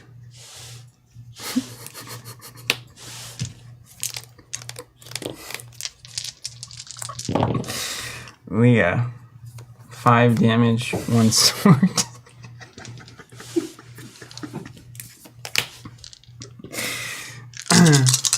Cool. Cool. Solon, 3 damage, 3 swords. Mm-hmm. I have a bad feeling about this one. Except warrior. 2 damage, 1 sword. Done. Okay. So we will now move to the coming to grips phase. So I will resolve all of my troops. Rolling 5.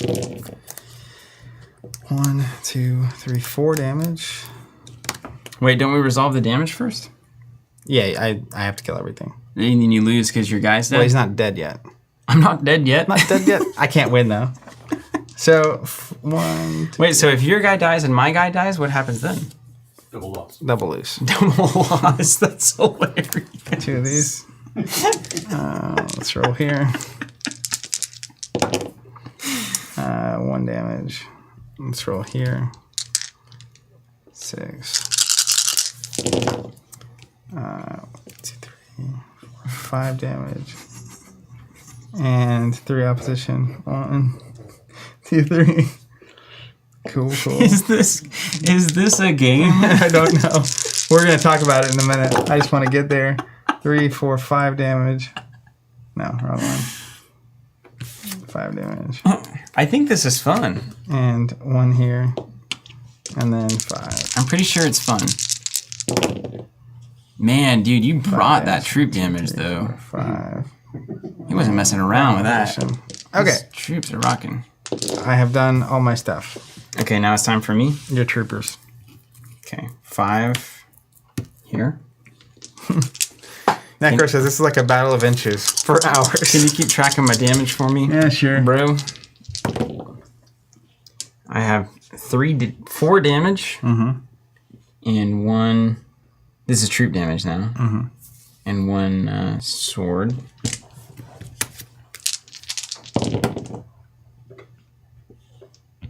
Four damage. Another +1 for the Shufa there. 2 damage, 1 sword.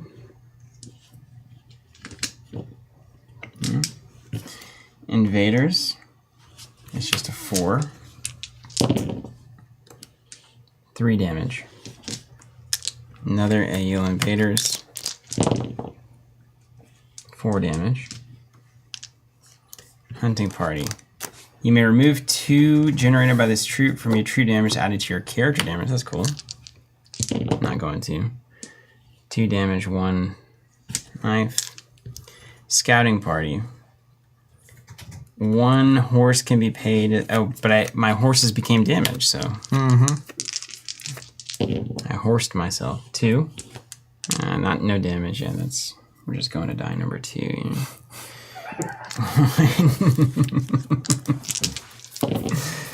1. And wow, clean sweep. 3. That was the all-star troop there. 2 damage, and then yeah. Okay, so resolving that, we each did 20 troop damage. Okay. 7, 8.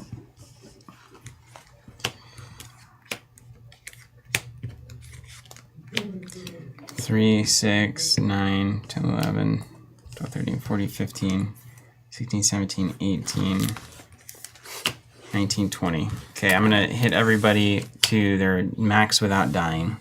I did. But then these guys would be 1. 6 character damage. Okay, I'll put it across them all. Yeah. Then I had 14 opposition, plus my 5 is 19. And you had 25 plus 7, so 32. So you win by 14, which means you win the final battle, because you have to win by 5. End of game. Now, I totally get it. Clearly, I missed my calling. As Because Wheel of Time CCG World Champion. that's right. The term where you wiped out my troops was really bad. I had this link that I drew in the last turn that I hadn't seen. But because my characters are just favoring my troops, they'll get +1 support and opposition when they roll. Ooh. Linked. So if I had like 10 troops out, it's just like 10 free opposition or support. That seems super strong. And it's an advantage, so it just stays. That's super good. It's just in play. Yeah, you needed that. Yeah, and I need to not lose my troops, right? That's right. That's the moral of the story. What we've learned is the Army of Light is unstoppable. Absolutely. And the wheel keeps turning. Yeah. We learned that today. The bad guys always say, we'll get them next time. Hold on. Oh, man. How's everyone doing after that? That was crazy. I can believe that it took that long. I can believe that. That's not the craziest one we've ever played.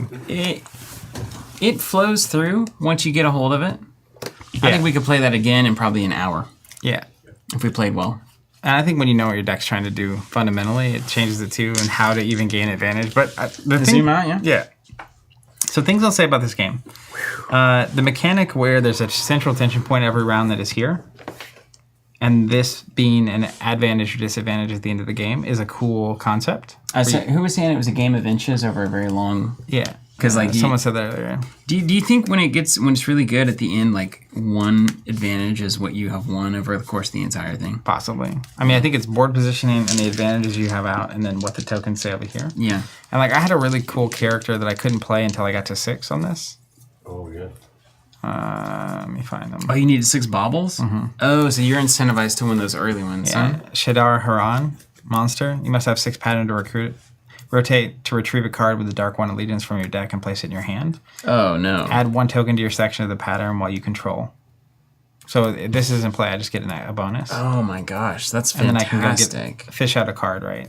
So is that like the ancient Nazgul guy? Yeah.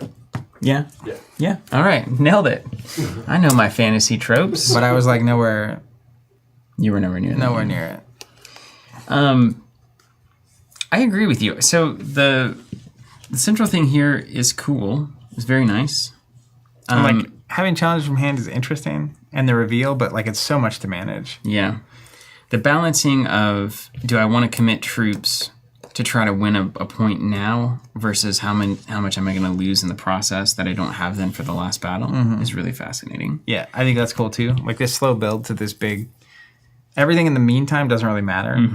I think to me, like as a basic, there's a lot of stuff about this I would streamline if I were designing it today.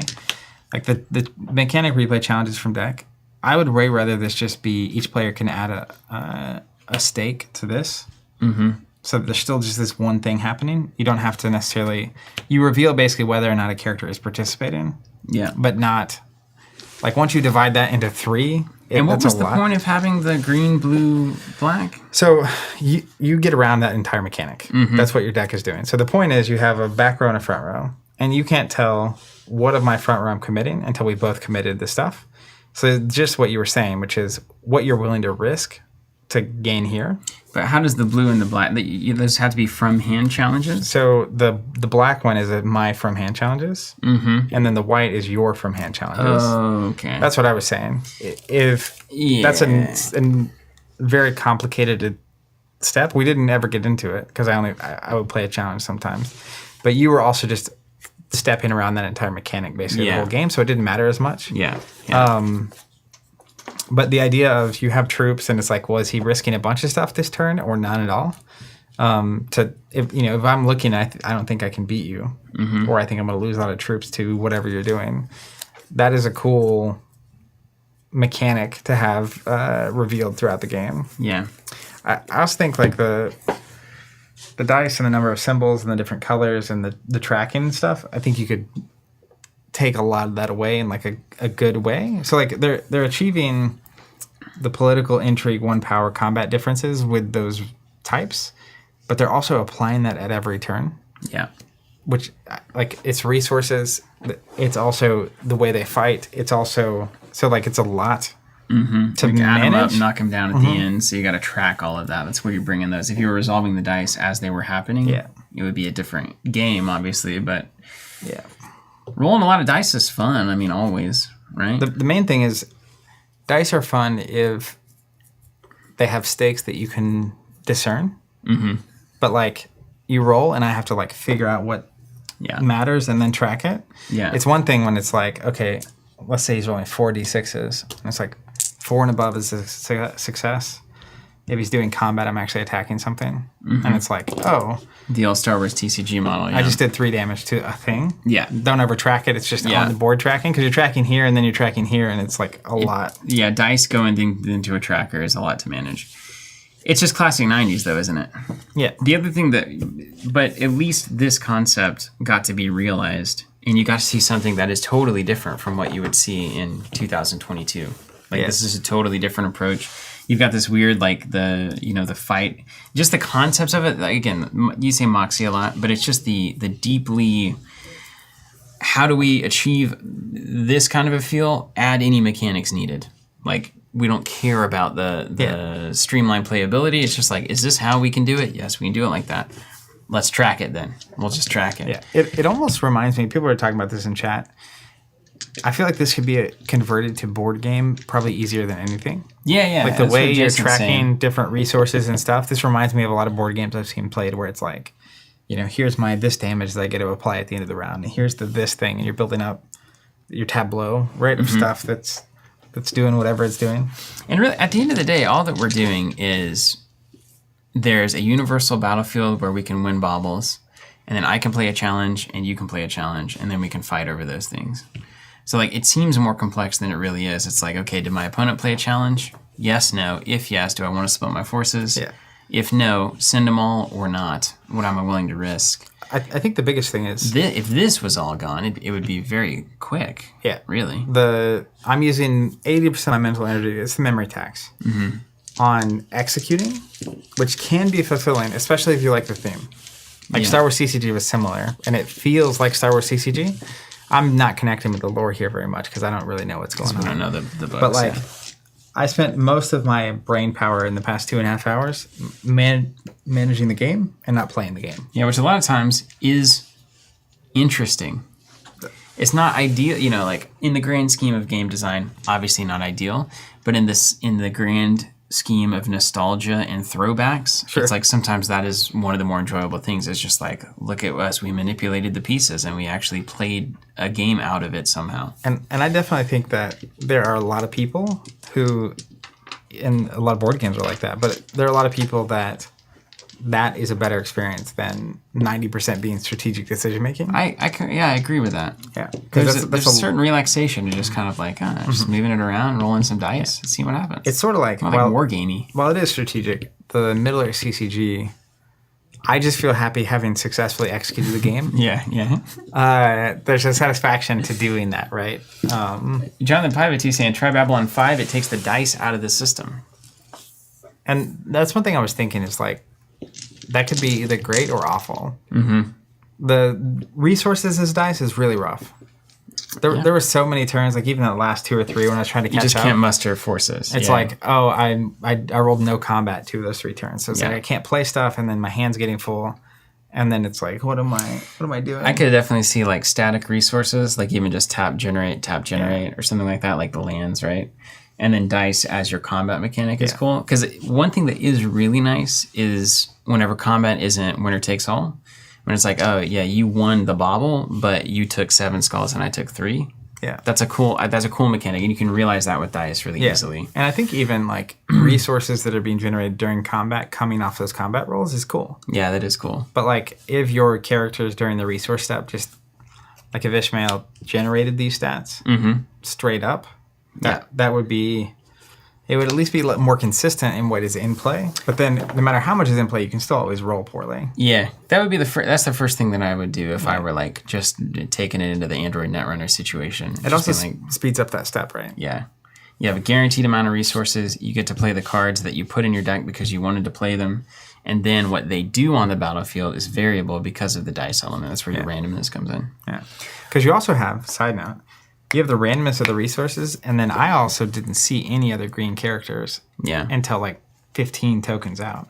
So you also have the randomness of, it's like Magic with the resources in deck. Yeah. If every time you tapped a land in Magic, it was like, roll a die and see if you get the resource. It'd be like, oh my goodness, this is devastating. Jason saying, again, this is really the granddaddy of dice-based CCGs as far as I know. Warlord and Star Wars TCG both came after it. Although I guess Battletech CCG was before this, but the dice wasn't as central, which is true. Battletech is awesome. Battletech uses dice really well. Yeah, that was a great game. All right, well, hey, thanks for joining us, everyone. We're happy to play a game like Wheel of Time. Crazy. What a privilege to be able to have these cards available and to actually see this thing on the table. One thing I loved, this old classic art is just great. It's really cool, isn't it? Like, you can just, there's just a different It's like, you want to know why Sorcery TCG did 4 million? Here it is. Look at this game. Yeah. That's exactly why. All right, thanks for joining us so much. Do you want to pull up the schedule, Bryce, do you have the capability to do that? What's next week's Are we Lord of the Rings in again? We're back to Lord of the Rings. We're going to start the second block of Lord of the Rings. So we're doing Ashes Reborn. That's right. We're doing the webcam play for Ashes, and that would also be relevant to anyone. I think a lot of the times there's probably some old CCG groups where if you wanted to collect these old cards or have these old cards, you could play webcam games or TTS. So we're going to be showing off how webcam games actually work on Thursday with Ashes, but it would apply to any game. So if you want to check that out, you can. Marvel Champions, we're continuing down the Spider-Man Sinister Motives universe. We're going to our second scenario. Zach and I are working through a campaign. That was really fun. Super fun game if you're into co-ops. Flesh and Blood TCG, beautiful competitive TCG that is effectively, I feel like it's really the modern kind of pinnacle of the 1v1 dueling game. Absolutely. That we've seen throughout the various Dragon Ball games that we played and stuff. It seems like they're really... all the way through, like, Destiny. Yeah. Notably, that's beating Viscera. It is beating Viscera, yeah. Yeah, it changed because of the... It did, yeah. So we're talking about Viscera. If you're a Flesh and Blood player, that should be interesting to you. Or if you like games like this, just come check out what Flesh and Blood's about. It's super good. Then Soulforge Fusion, another one. If you dig these throwbacks like Wheel of Time, check out Soulforge Fusion. It'll probably hit some of the same levers of nostalgia on the art and kind of the style of that game. That's totally true. But it also is 5 lanes. It's in the unique model, just like Keyforge. So you have random decks, and you can shuffle 2 of them together to make your main deck. And then you play 2 cards out of your 5 every turn. There's no resources to track. It's so fun. Check that game out. And then, like we said, Ashes Reborn webcam play on Thursday. And then next Thursday, we'll come back, Lord of the Rings TCG. We'll start the second block, starting with... 2 Towers? 2 Towers, of course. That's right. Necro asking if we ever plan to play Dune CCG on the stream. If we can get a hold of it, absolutely. That's another one we have our eyes on. Jonathan saying thanks for the stream. Thank you all for being here. Yeah, thanks for being here, everybody. Hey, we'll see you. Thanks to Bryce for letting us use the cards. Hopefully soon. Maybe Monday. Take care.